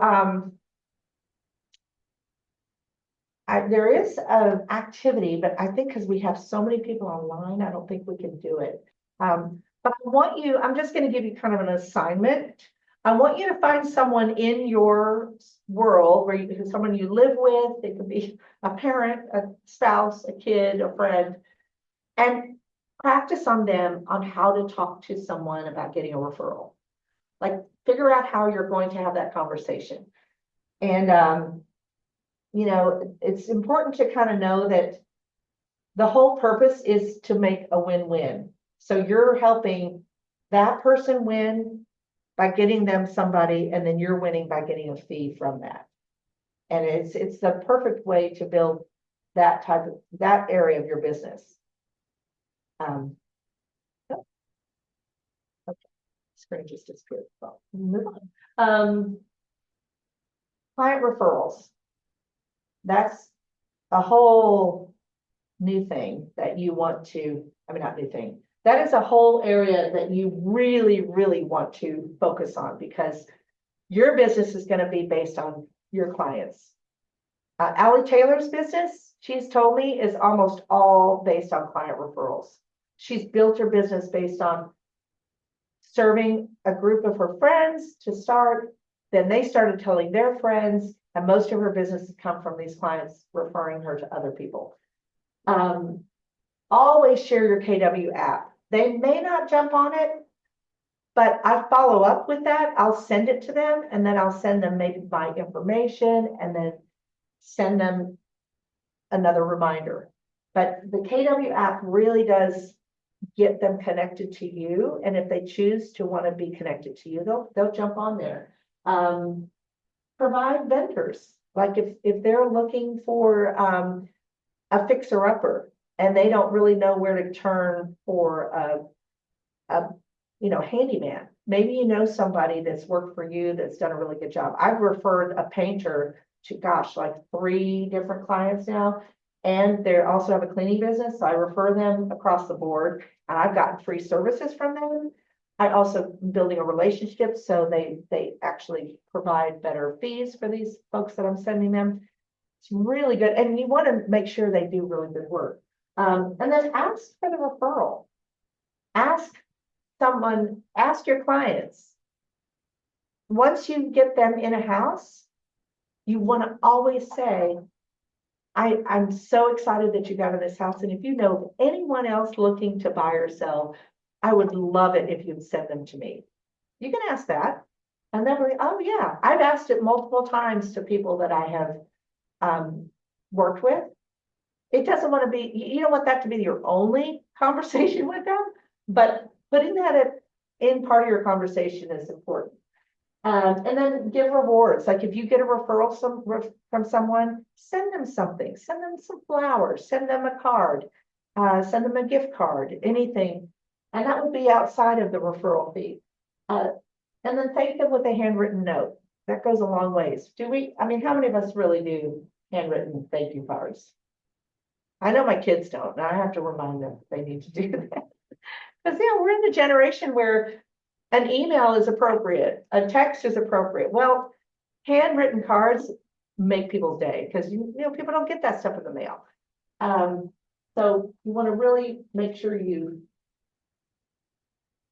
follow with that, and you want to make sure you grow your business, you maintain it, and you manage it. You got to do all 3 to keep it going. Command has a great referral network. They've got a map that you can kind of see where everybody is.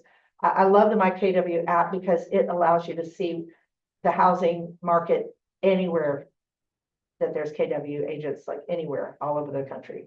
It's like Zillow. You can tell your clients, hey, don't look on Zillow, actually look on this app. You're going to get the same information. And that way, if you like it, I'll have an idea of what you like. Worldwide referrals. Somebody that lives in Puerto Rico, work on that referral. And then your business to business referrals. It's always helpful to connect to businesses as an agent. You want to make sure you build a relationship with businesses, because they meet people every day, and they'd be surprised. People will ask them, hey, do you know any real estate agents in the neighborhood? All right, we're going to just keep on moving. Geographic farming, a collection of homes, a neighborhood, and you want to focus in on a neighborhood. I have found, for me, I really like the north side, so that's going to be my. Right now, I've sold a couple of houses in the north side. I've got a 3rd potential listing there. I feel like the north side is a great area that's growing.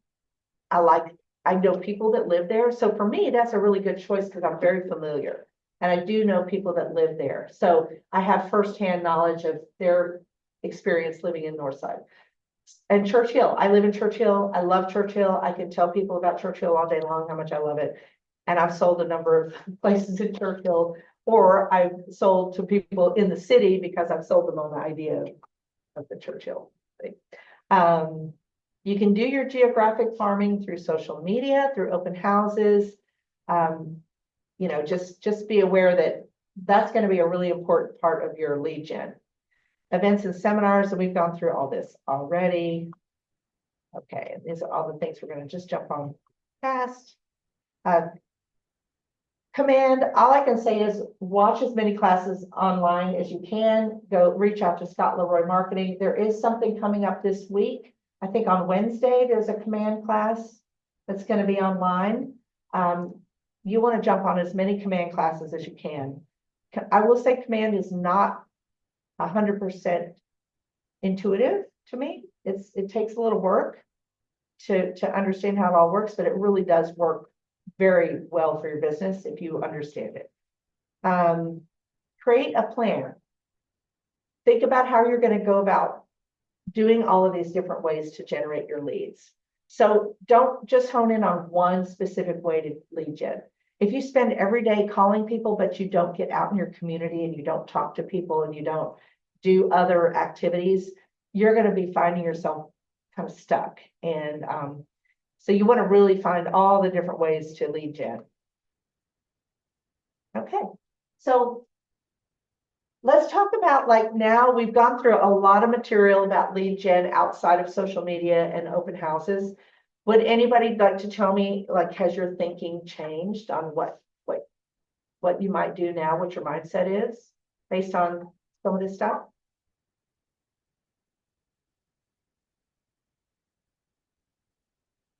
Online, come on. I know somebody's out there wanting to say something.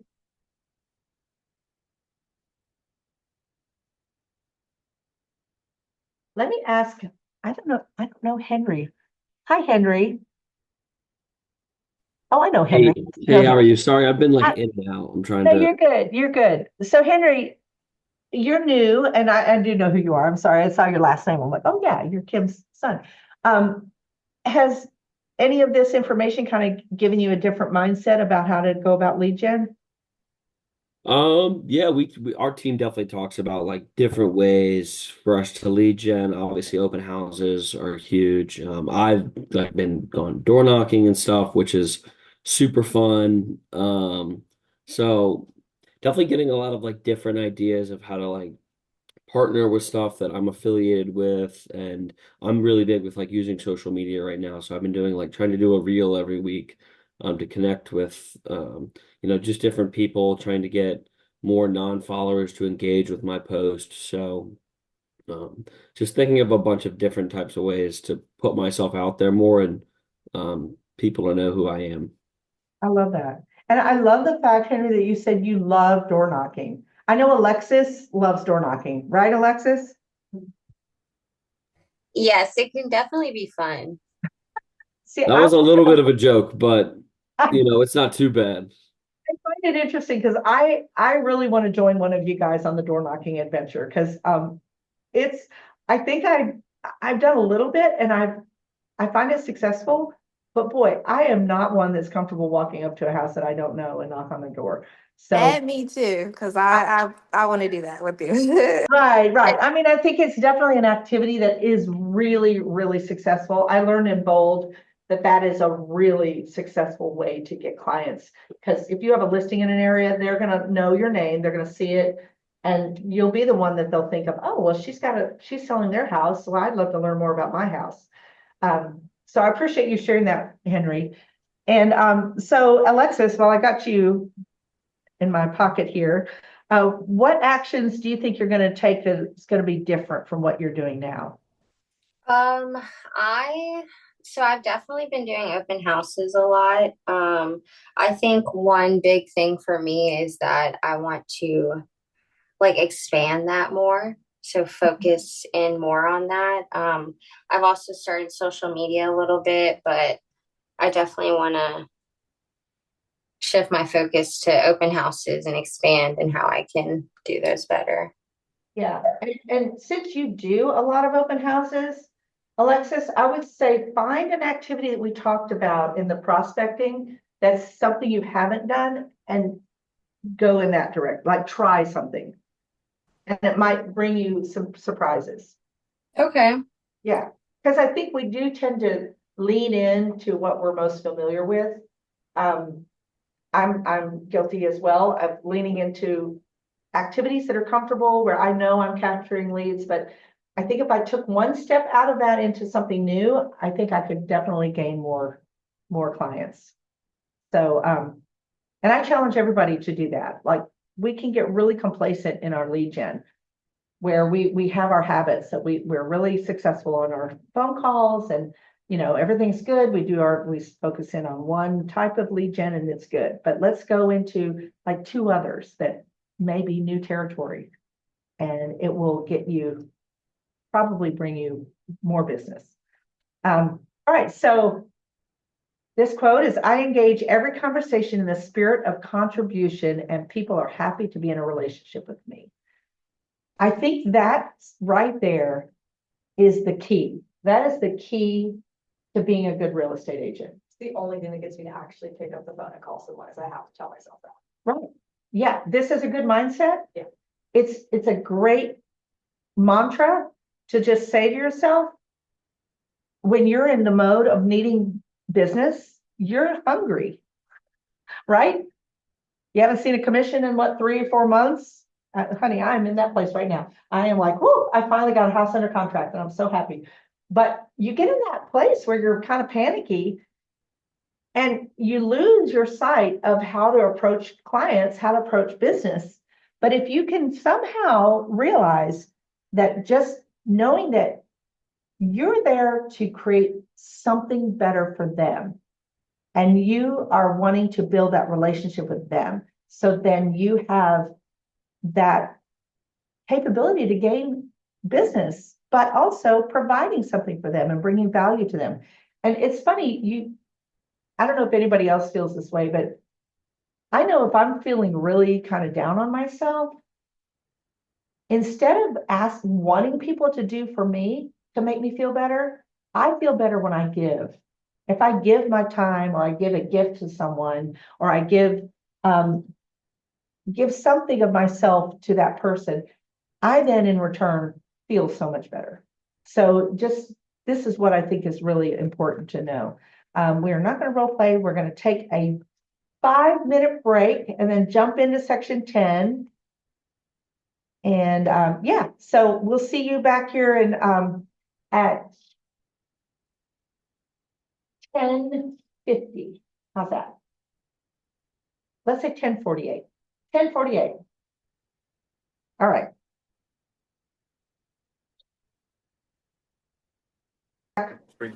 It's Taylor. I'm here. Hi, Alexis. Hello. Hello. Thank you. I'm glad y'all are there. Y'all are all hidden behind your screen. I don't see anybody's face. I'm here, See my Taylor. second face, but let me go up here. No, that's me. I understand. Anytime I get on Zoom, I don't like to show my face either. It's understandable. All right, hi guys, welcome back. We're jumping into session 10, keep every lead. So we talked about all the different ways to capture leads, but we got to keep them. Fortunes in the follow-up. How many of you have heard Patrice say that? Anybody heard that phrase, the fortunes in the follow-up? Oh, come on. Yes. I thought so.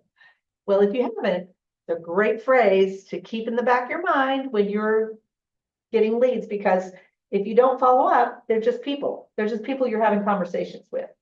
So we're going to jump in. Of course, it's got the little TCPA.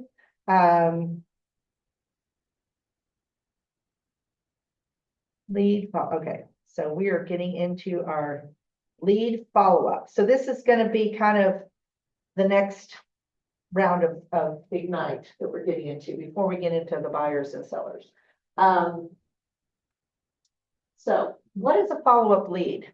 So what is a lead follow-up? Well, we know lead follow-up means that you have to keep in touch with them, right? That's Makes sense. We've already looked at this likelihood of a move, the life of a lead. So you want to make sure that lead is in your world where you're connecting with them periodically throughout this entire phase. Right when they move, congratulate them on their move. Send them a happy anniversary letter or a gift you want to send them. Do a pop by. Reach out to them during holidays. But there's also a system you can follow, which is awesome. So this is just kind of a path of how you're going to go from your possible business to profitable business. So you want to make sure when you get a lead, you want to put them in your command and you want to put them in your database. But if they're someone who is looking to buy or sell in, say, within a reasonable amount of time, put them in your pipeline. Put them in as possible business in your pipeline. That way they're right there in that section that you can pull up and see you've got 10 people in that pipeline that you're going to start moving. Probable business. You only will know if they're probable business if you continue reaching out. And you see the little phone icon, like you can call them, you can text them, and you can email them. It is proven that texting is way more successful than email. Email people, if you rely on email, you're not going to get very far because a lot of people either it goes to spam or they get so many emails they don't even look. So a phone call and texting is definitely more effective. Profitable business, that's what you're going for. So in order to get that profitable business, you have to find your possible business. You have to follow up with the things, the tools that keep them probable. And then when you get them in your world where you're showing them houses, you find a house, you get them under contract, they are profitable business. If you aren't first or second in their mind, you probably won't get their business. How many of you function that way? I know I do. Anybody function that way when you're like, say if you're, I don't know, if you're trying out a restaurant. Like if you go to a restaurant, say once, but then you don't go back for a year, and it's an Italian restaurant. But then you've got another one that you go to maybe 3 or 4 times a year. Which one do you think you're going to go to? What's more familiar to you? Yeah. So we all function that way as humans. Like we work off of what's familiar. So in order to be in their first or second part of their thinking as a realtor, you have to start working on these events. So this is kind of an outline of ways to connect to your leads. The 19 to connect would be just nurturing the leads. The leads are people who are actually people you've learned want to buy or sell, and you would mark them as a lead. So you would want to talk to them every quarter, and you can do that through the DT-D2, and that is a system that Keller Williams provides, and you can get Scott Leroy Marketing to set that up in your database, and you can then start reaching out to those leads in a system where you reach out to all of these people quarterly. And with your actual leads, you'll want to try to touch all of them quarterly at one point. 12 touches, that means once a month, do something that's going to put your name in front of them. Monthly email. I would go for a newsletter because that gives them information and value. Maybe do a touch on social media. Give them a marketing report. People love information. If you just send them an ad with your face on it and says you're a great realtor, they're gonna like throw that in the trash. But if you bring them, like right now in Richmond, houses are selling. This is a seller's market, and the buyers are out there. You know, people are buying their houses are selling in less than 30 days. You know, get those facts together and send that to people, and then they'll realize, oh, the market's really good here, even though the national news says we're, nobody's buying a house, nobody's selling a house. So educate them. 2 touches. That means twice a year, every 6 months, a direct mail, and maybe even more if you can, but at least 2 times. Send them something, a magnet, a calendar, a marketing report that you can mail to them. And then 1 touch would be an event, like have an annual event or some type of event that you invite your leads to. And you can do it as inexpensive as you want.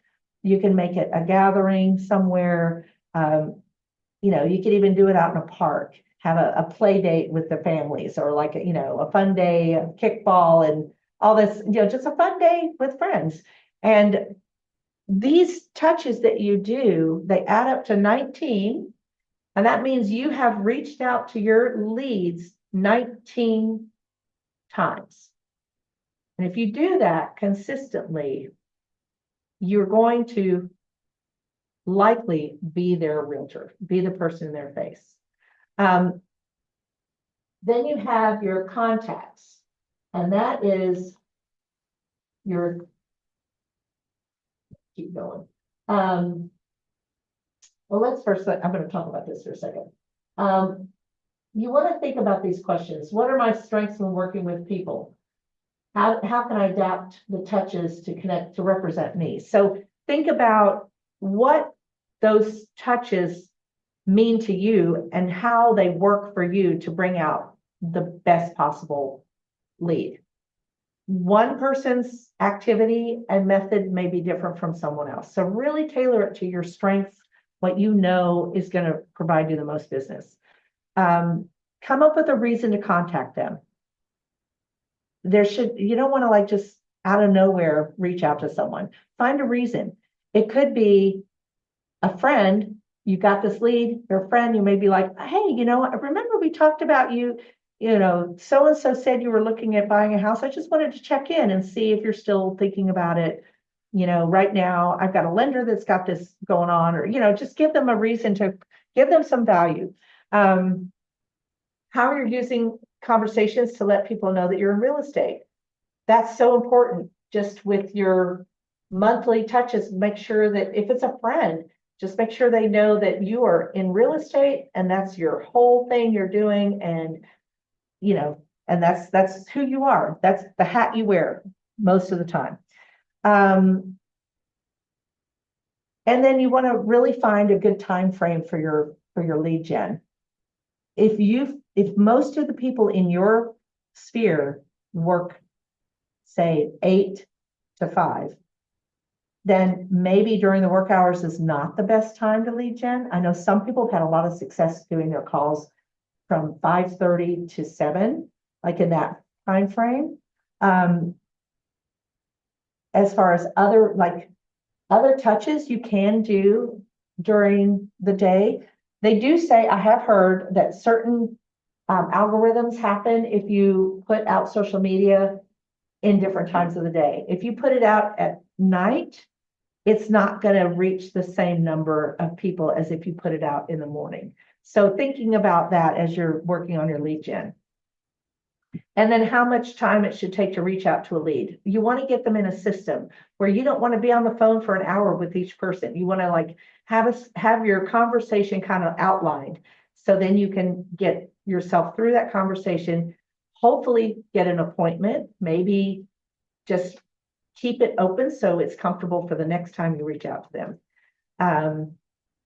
So now this is just kind of how you can design this. This is just a basic outline that we just talked about.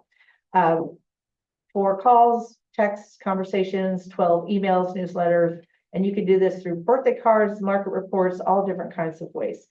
Promotional direct mail. You can even send them a local, like if you're into the music scene, send them a calendar of what's happening in Richmond in the at the different music venues, or festivals, music festivals, or even family festivals, like what's happening at Maymont, what's happening in all the parks here in Richmond. Just ways that you can reach out to them to give them some valuable information is going to be helpful. your value proposition is going to be the most important part of your lead gen. Know what your value is and what it looks like, and understand how to convey that. Practice that value proposition with people you know. Practice telling someone what you can do to help them get into a house and how you're going to show value with that information. And that does take practice. It's not something that just can easily fall out. It's not comfortable saying to someone, you know, I really understand this market and I can help you find a house and I will do my hardest work for you and I will be that person and we're going to make this happen. When you're sitting there going, oh my gosh, I don't really know what I'm doing and I feel like I might mislead them. You got to kind of get that narrative in your head of what your value is and practice it so it comes out where you have full confidence behind it. And then you'll start to achieve that confidence as you continue to do that. Okay. And then your potential lead sources. Think about these questions. They call it, I think they say like 3 deep, and there's different layers of when you're talking to people. Do you think that people are going to pay attention to the conversation if you're the only one talking? And I know I've been talking this whole time, so I hope y'all are paying attention. But if you actually have a conversation, but then when you start finding out about them, why are you thinking about buying or selling? So I'm going to do a little role play and I'm going to find someone on here. Let's see, online. Who we got? Oh, Taylor, I see you you're on screen, so I'm going to have you be my person. Hi, Taylor. Hi. So I'm going to pretend that I'm the agent and you're the client, and I'm just going to ask you, so why are you thinking about buying or selling? You can just make up anything. Did you say when? Why are you thinking about buying or selling? So for me, I want to say I'm looking into buying because I want to be able to have the space for me and my son, for him to play around, for him to have the yard. Um, Also to gain an asset. That's real estate is a big asset. So that's also another reason. Yeah. Okay. Well, tell me more about that. Okay, so I know personally I have been I currently live in an apartment. So I am currently looking to be a first time home buyer in the next year. And I've been looking more like the Midlothian area, somewhere that has a good school district. So I've been looking for close to the Midlothian High School or let's see, what else am I Okay. looking for? Do you want to know something like specific in the Well, house that I'm looking for? hold on. So you've told me that much, and you're going to get to a place in that conversation where you feel like you talk too much, like you end it, right? Yes. Mm-hmm. Most people would. Then you Yeah. say, why will that do, what will that do for you and your family? Like what benefit, what is that really going to do for your family? And this is where then you start to find out motivation, like schools, or you had said something about investment, like starting to build equity. Well, what that could do for your family will tell you more about why you're moving and what your goals are in your move. So going into that conversation where it's first a very surface conversation, then when you ask to tell more, instead of responding and giving them your information, just keep asking them, tell me more about that. And then you'll start to get the information you need. And that works 2 ways. It works where I'm moving this around so I can see this screen. It works 2 ways. It works where you are giving them the opportunity to tell you what they need. Giving them that attention is going to make them feel so good. They're going to feel like you really, really care about them. You really are listening to them. And then asking them more about that, learning more is going to inform you. So then when you do go to look for a house for them, you know that information. I've had a real life experience with this where I had a client who wanted a 2-story house, but they wanted a first floor primary suite and a garage. So I was like, oh, okay. So that's as far as we went.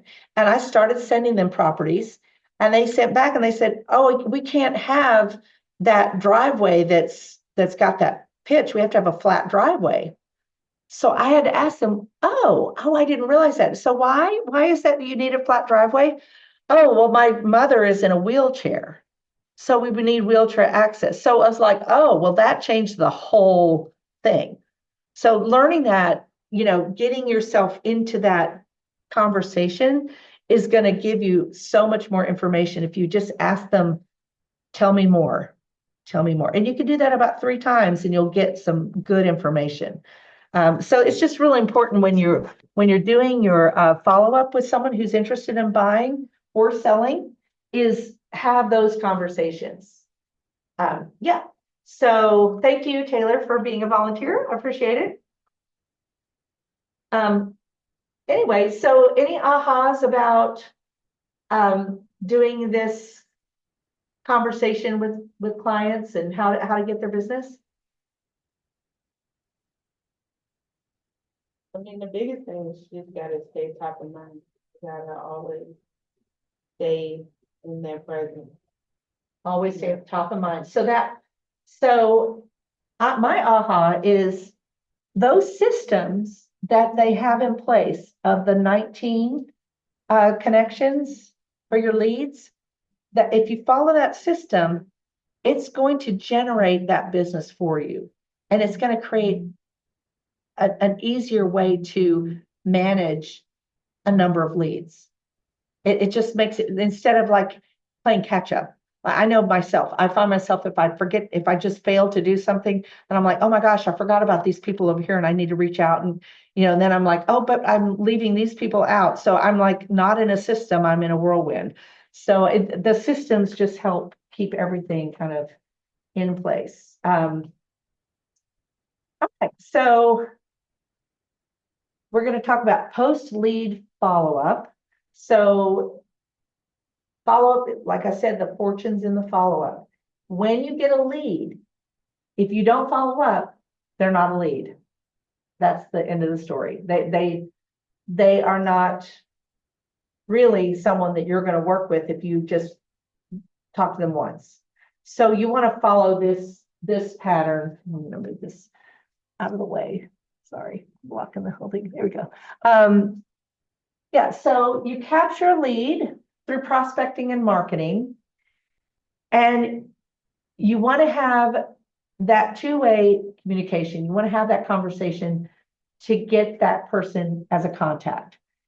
You don't want to just run into someone you have no conversation with, say, hey, can I get your information and put it in my phone? Well, they're not going to do that, but have that conversation, get it going, and then you can say, well, if I'd love to follow up with you on this information, can you give me, would you mind giving me your phone number? I'll give you mine too. There's all these new apps that you can do where if you give them your number, you'll capture their lead, their phone number and their information. And then once you kind of get them in that follow-up mode, you want to move that lead that you're nurturing with 19 touches to a 36 touch. And that means you're reaching out every month, multiple times. And if you go into your database and you have your leads and they're in your contacts, and then you cultivate those contacts, then that will turn into actually getting business. And you just repeat that process and you'll build referrals, you'll get new business, and it works. So to cement that high value touch that solidifies the relationship you have just established and opens the door for future interactions. So these 2 methods, you could reach out to these leads and never hear back from them. Is that going to be a valuable lead if you never ever hear back from them?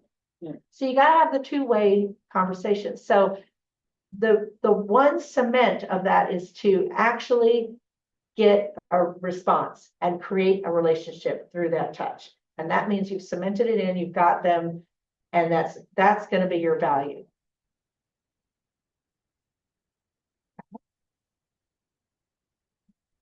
Oh, you just moved along. Did I do this whole thing?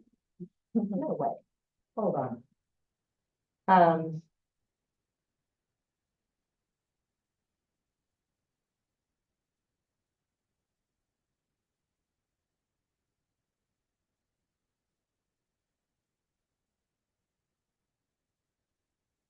Go back. Sorry. I don't know what I missed on this, but okay. There we go. All right, well, I'm going to circle back to this. We did talk about going 3 deep.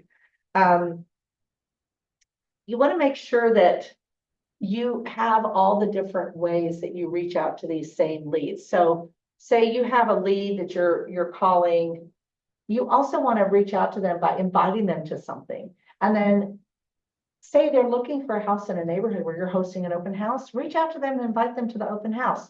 Or in your open house activity, you're going to gain more leads to get them in this network. And you want to follow all of these things as I'm saying. Let's see. We didn't get into the 36. Where did okay. I don't know where that slide is for the 36 to convert, but I'm going to go back and find that slide because that's important. I want to talk through that.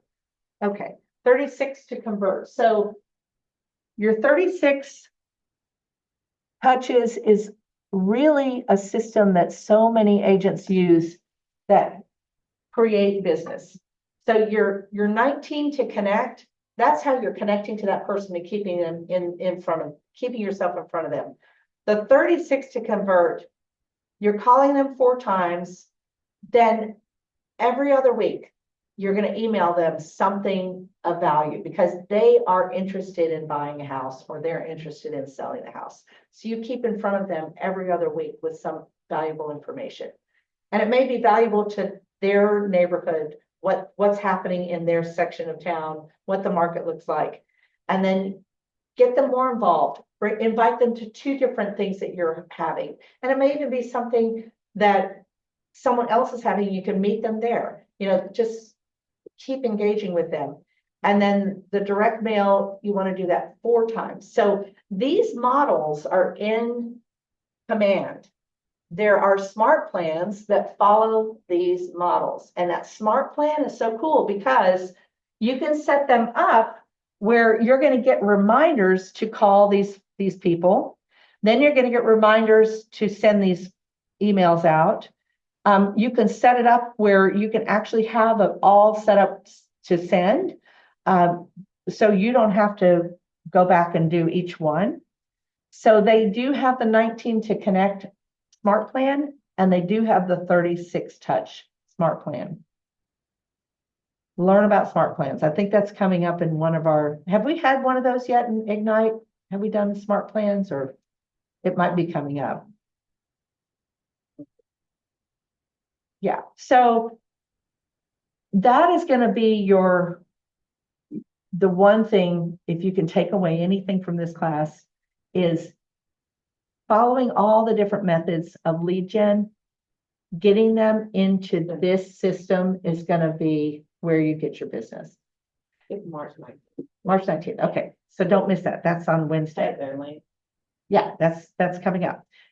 Smart plans they're a little intimidating. I get a little nervous sending out smart plans because I'm not sure, like, how is this going to look? So I send it to myself, but it does work.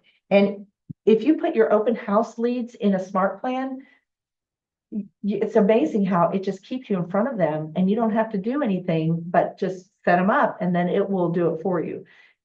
And if you're not sure what the smart plan system means, it's just systemizing the whole follow-up with a client where you've got them on this once a month, you're sending them information. It could be your newsletter that you throw in there and they're already in there. So you just hit send and it goes to 50 leads. You could send them a video and you'll get a task that says, send video to Marissa. And you'll be like, oh, time to send her a video.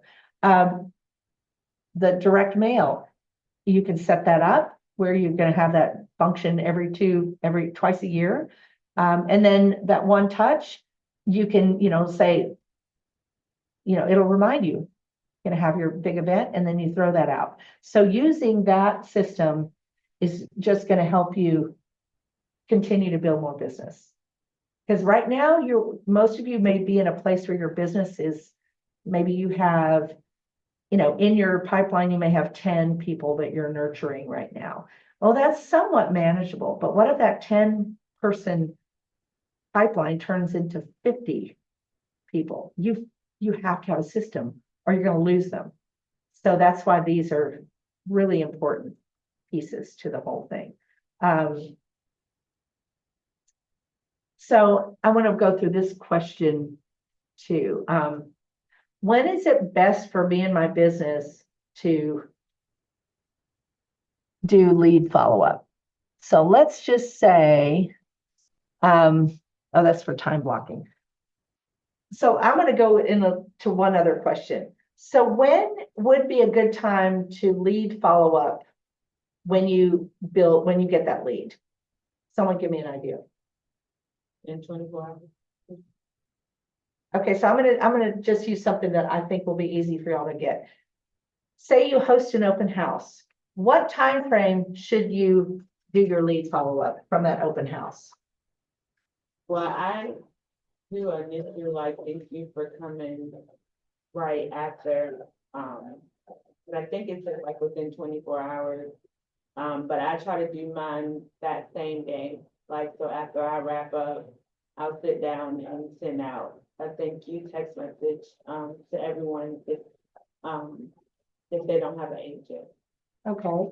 So Marissa says she sends out a thank you for coming to the open house. That's you want to do that because that is a follow-up. But if you take it a step further, you actually want to present something that gets them to respond.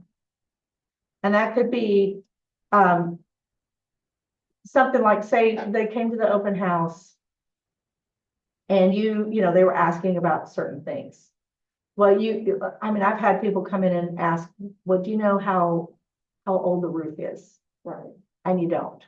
So you say, well, I'll reach out. Well, I put a note on my sheet or in my notebook, and then I immediately contact the agent and try to find out that information. And you want to get it verified. You don't want to take just the word. You want to make sure they have proof of that. But then that's a great reason to reach out to that particular person and say, hey, it was so nice meeting you at the open house. I just wanted to follow up and let you know I have the information about the roof. It was this. If you would like to, if you have any other questions or if you're interested in looking at this house again, or if you're interested in putting in an offer, I can help you. Kind of throwing them those bones, especially if they don't have representation, the more you give them stuff that makes them want to respond, the better off you are. Saying thank you, they won't respond, but maybe asking a question. I know you really love this house. Is there another house that you found that you really would love to see? I can help you with that, or when's a good time that I can call you? We can actually set up a time to meet for coffee. So it's just kind of getting that interaction going is going to be helpful. One follow-up text is not going to really solidify that. You want to actually do another follow-up. And that way, if you get in 2 or 3 follow-ups, you can start getting more information from them. Like if they only left you an email, you can ask them for their phone number, so then you can text them or give it a reason. I'd like to send you my KW app so you can look on your own. Well, then you get their phone number so you can send it to them. Okay, so follow-up is probably going to be your most important thing to do. All right. I want to talk real quick about any of you that are doing lead gen, I want to find out like what has been the most effective lead gen where you've gotten some response and some interest in using you as an agent?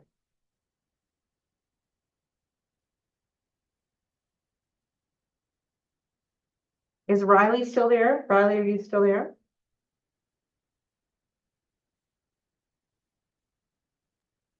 Hello. Hi. Can you hear me? Yeah. So can you tell me what for you, because you've been doing this for a little bit and you've had some success with getting listings. What lead gen activity do you feel has been the most effective for your business? I would say postcards for sure, just consistent with the same group of people. Okay. Tell me more about that. So my husband and I have certain areas that I'm farming, and then he has a mass of locations that he farms. So it works out because it benefits both of us with our marketing together. Um, but kind of being consistent, like you said, there's a certain amount of touches that people need in order for something to stand out, or else it's another piece of mail that they throw out. So consistent touches. So about at least 6 postcards a year is my goal for my farming community. Mhm. So can you tell me more about what you put on those postcards?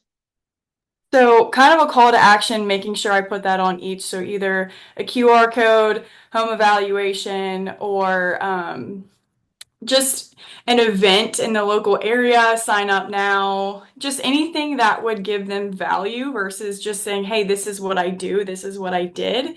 Something that will move them to want to connect with me or put their information in because it benefits them is always something that will bring some more benefit to those marketing pieces. Okay. I'm going to ask one more question. I'm going to go one more layer on this. How many appointments do you think you get out of this activity?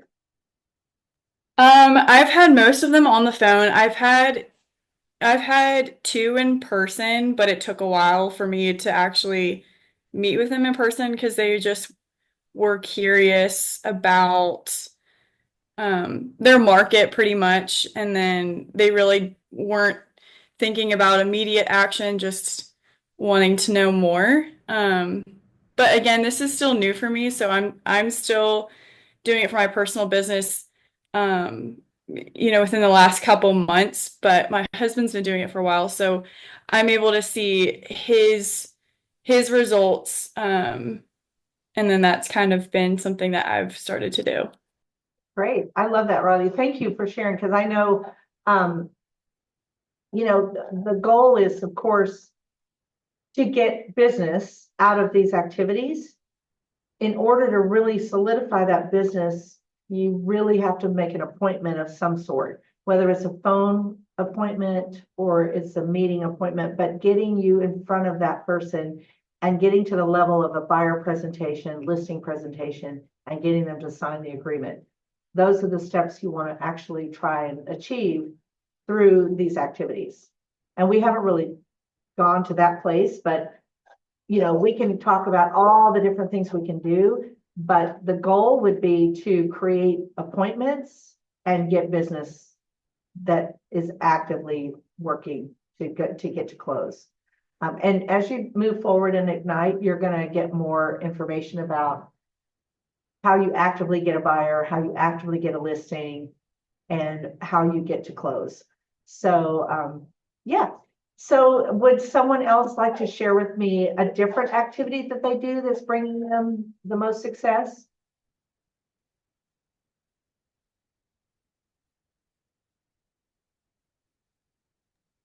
One thing I've been doing is I've been reaching out to people and kind of offering them our services, not exactly like I think a lot of times when you like cold call people that are in your database, they're like, why are you calling me? Or why are you trying to sell me something? And something that I've been doing is like offering them our access to like our vendors. Like if you ever need anything, for home improvement and repairs, we have a great list of, vetted people that we use. So if you offer them something as opposed to trying to sell themselves to you, they see you as a resource to ask questions, or, if they need a referral to somebody for their home, they'll remember that in the long run. So it might not be an immediate lead gen thing, but it kind of builds that pipeline for you for when they are ready, they think of you. Yeah. That's great, Henry. Thank you. And it sounds like you guys are really doing the activities that bring you the most business. I love that you're on that team and getting that momentum. Yeah. I have found that I lost my train of thought. I would say with open houses, if I capture someone at an open house, I've found if I can get them in an appointment within the week, then I get them. If I don't, then I've lost them. If they're really actively looking. And that appointment sometimes has been on a Zoom call or a phone call, but I think it's the time frame is super important when you're meeting people, especially if they're really wanting to buy or sell. But you also have to be careful, because if you come across too aggressive, that's going to push them away. You don't want to be too salesy, like Henry said. Bring value to them. So then it's really what you can bring to them. Like what I usually do is say, oh, you love this house, but it doesn't quite have what you need. I'd love to help you with houses that have XYZ that you want. Can we meet and talk and learn more about what you want? I'll be happy to help you.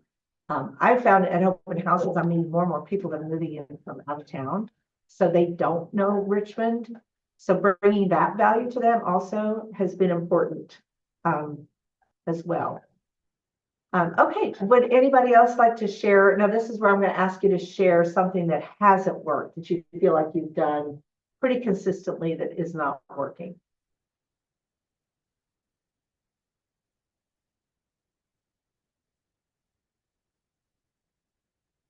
Oh, I know somebody's got to have something.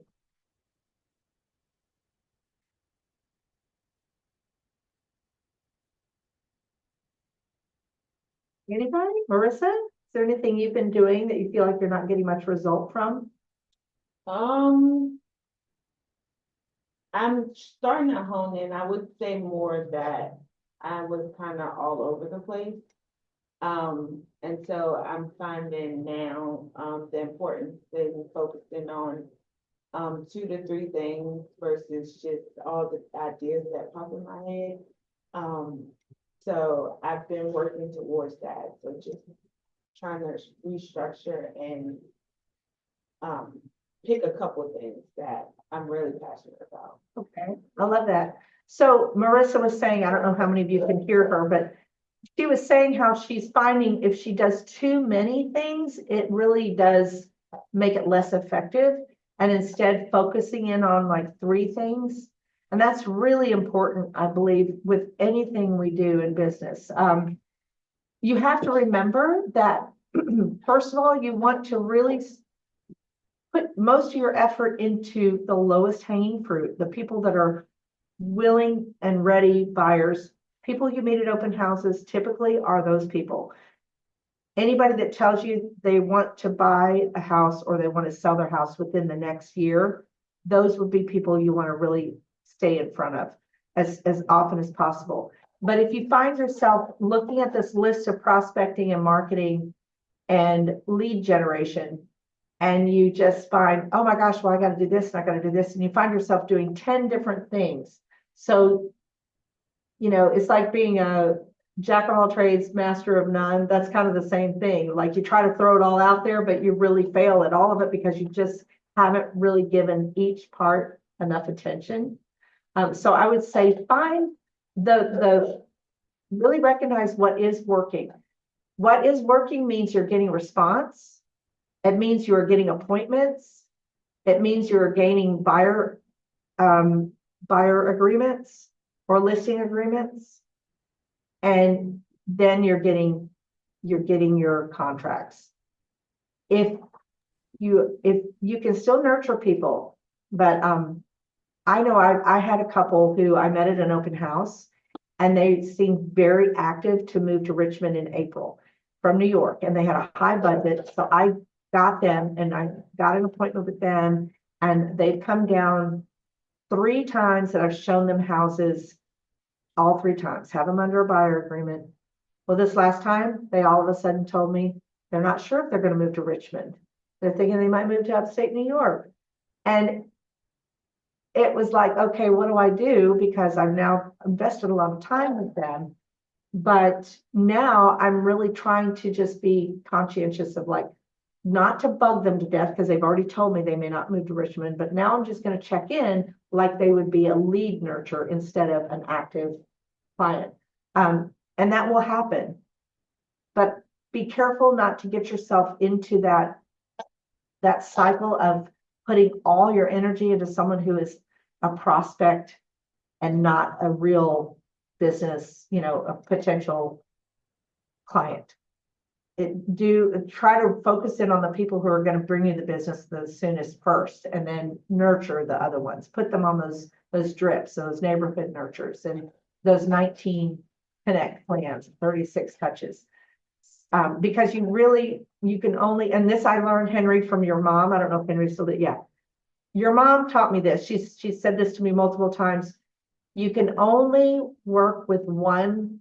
You only have one deal at a time. I mean, you can have maybe 3 of them, but that's your deal with them. So you focus in on that.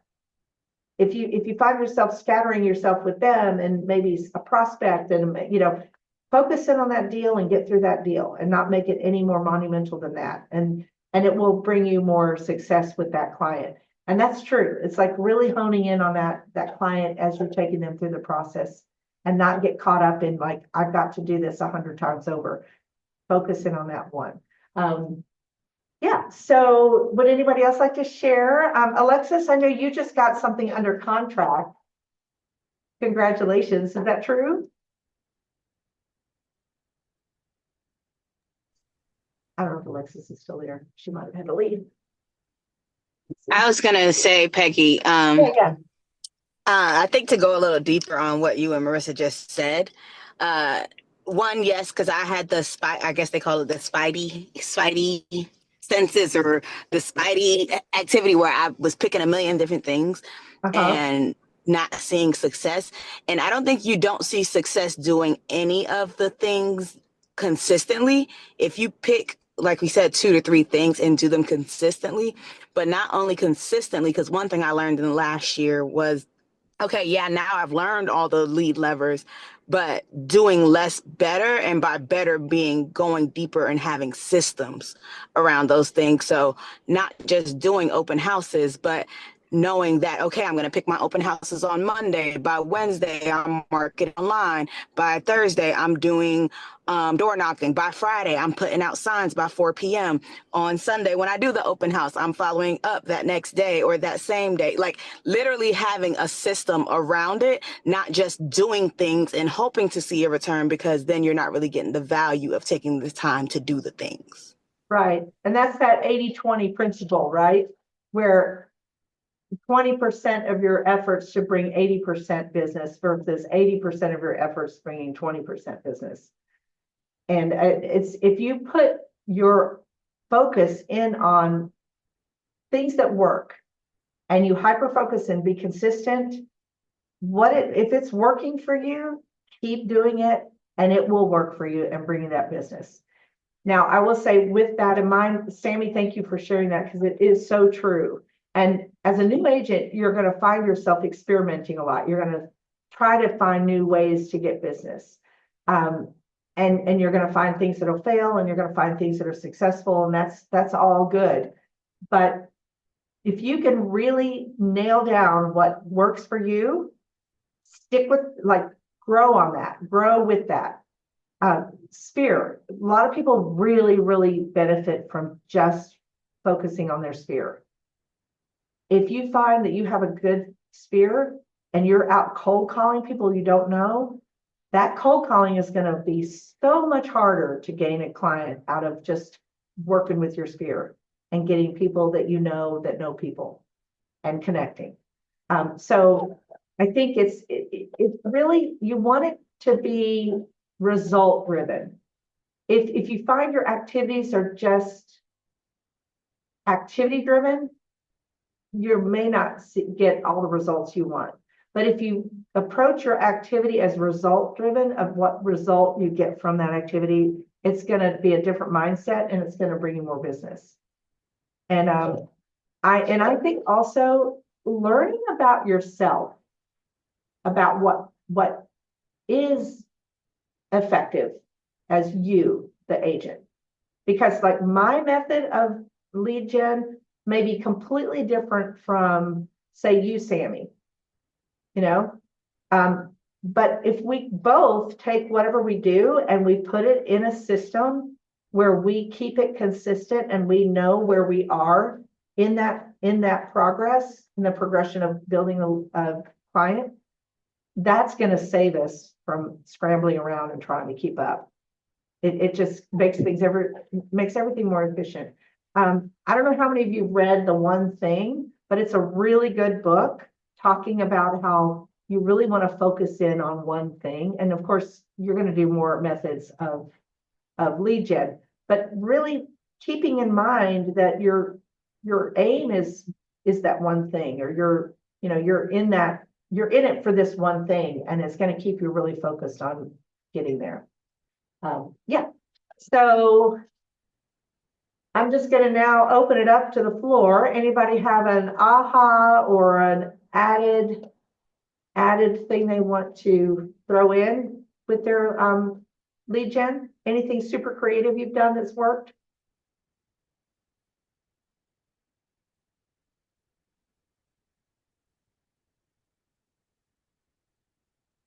So quiet. Okay. Well, I'm going to read this, and then I'm going to go into one more thing. It says, I engage every conversation in the spirit of, oh, we've already done that one. Why is that? We've already done that one. Ah, okay. Celebrate successes. Okay. We are through this, but I want to find out from you all, those of you that are new, I want to learn a little bit about where you are with your database. Because as Gary Keller says, the path is in the math. Part of that math is if you don't have a number of people in your database, you're going to have trouble building a business. So the key number is 201. If you don't have 201 people in your database, all these activities will be activities that will feed your database. And as a new agent, I would say make that your first step to feed your database, and then start setting them up on these touches. And I would go first with full-blown people you know, friends, church members, parents of play groups of kids, parents of your kids, or friends of friends, or dig back to, like, if you were in a sorority, like all these different ways that you know people. Try to get them somehow in your database. Facebook is a great way. You probably have way more than 200 friends. Anybody have less than 200 friends on Facebook or Instagram? Okay, so you got them there. Scott Leroy Marketing can actually teach you how to move those people into your database. And you can build your database really quick from there. You may only capture their birth date, maybe a phone number, maybe an email. But you can always reach out to them on Facebook and then ask them for that information. I know that there's some people that use a service is like a call to action service, where they just have a whole list of people that they reach out and say, I'd love to add you to my mailing list. Please fill this out. And people do. If you ask them, they do. And that way you can always, you can even make it motivated toward, I'd love to send Christmas cards out this year, and I'd love to get your mailing address. Or maybe you're a phone number or your birthday, all the different things. So building a database is going to be the first step in starting your lead gen to really build business. Yeah, so I think that Keller Williams is really good about driving home how important lead gen is. Just don't get comfortable with the business you have. Just remember that whatever you do now in your lead gen is going to bring you business 3 months from now.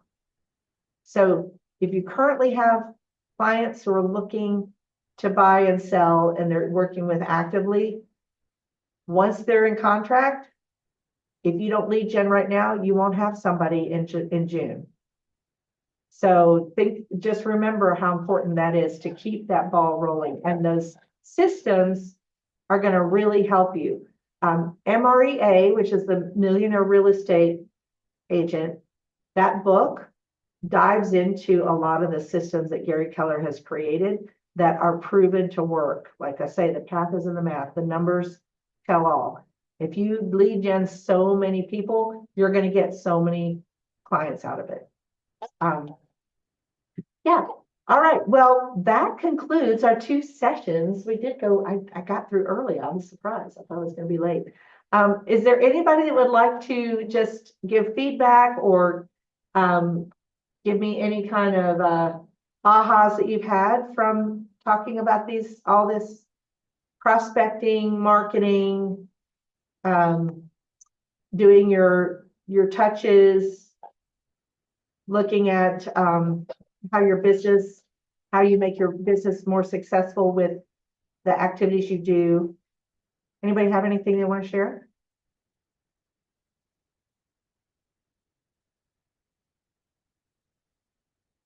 Oh, come on.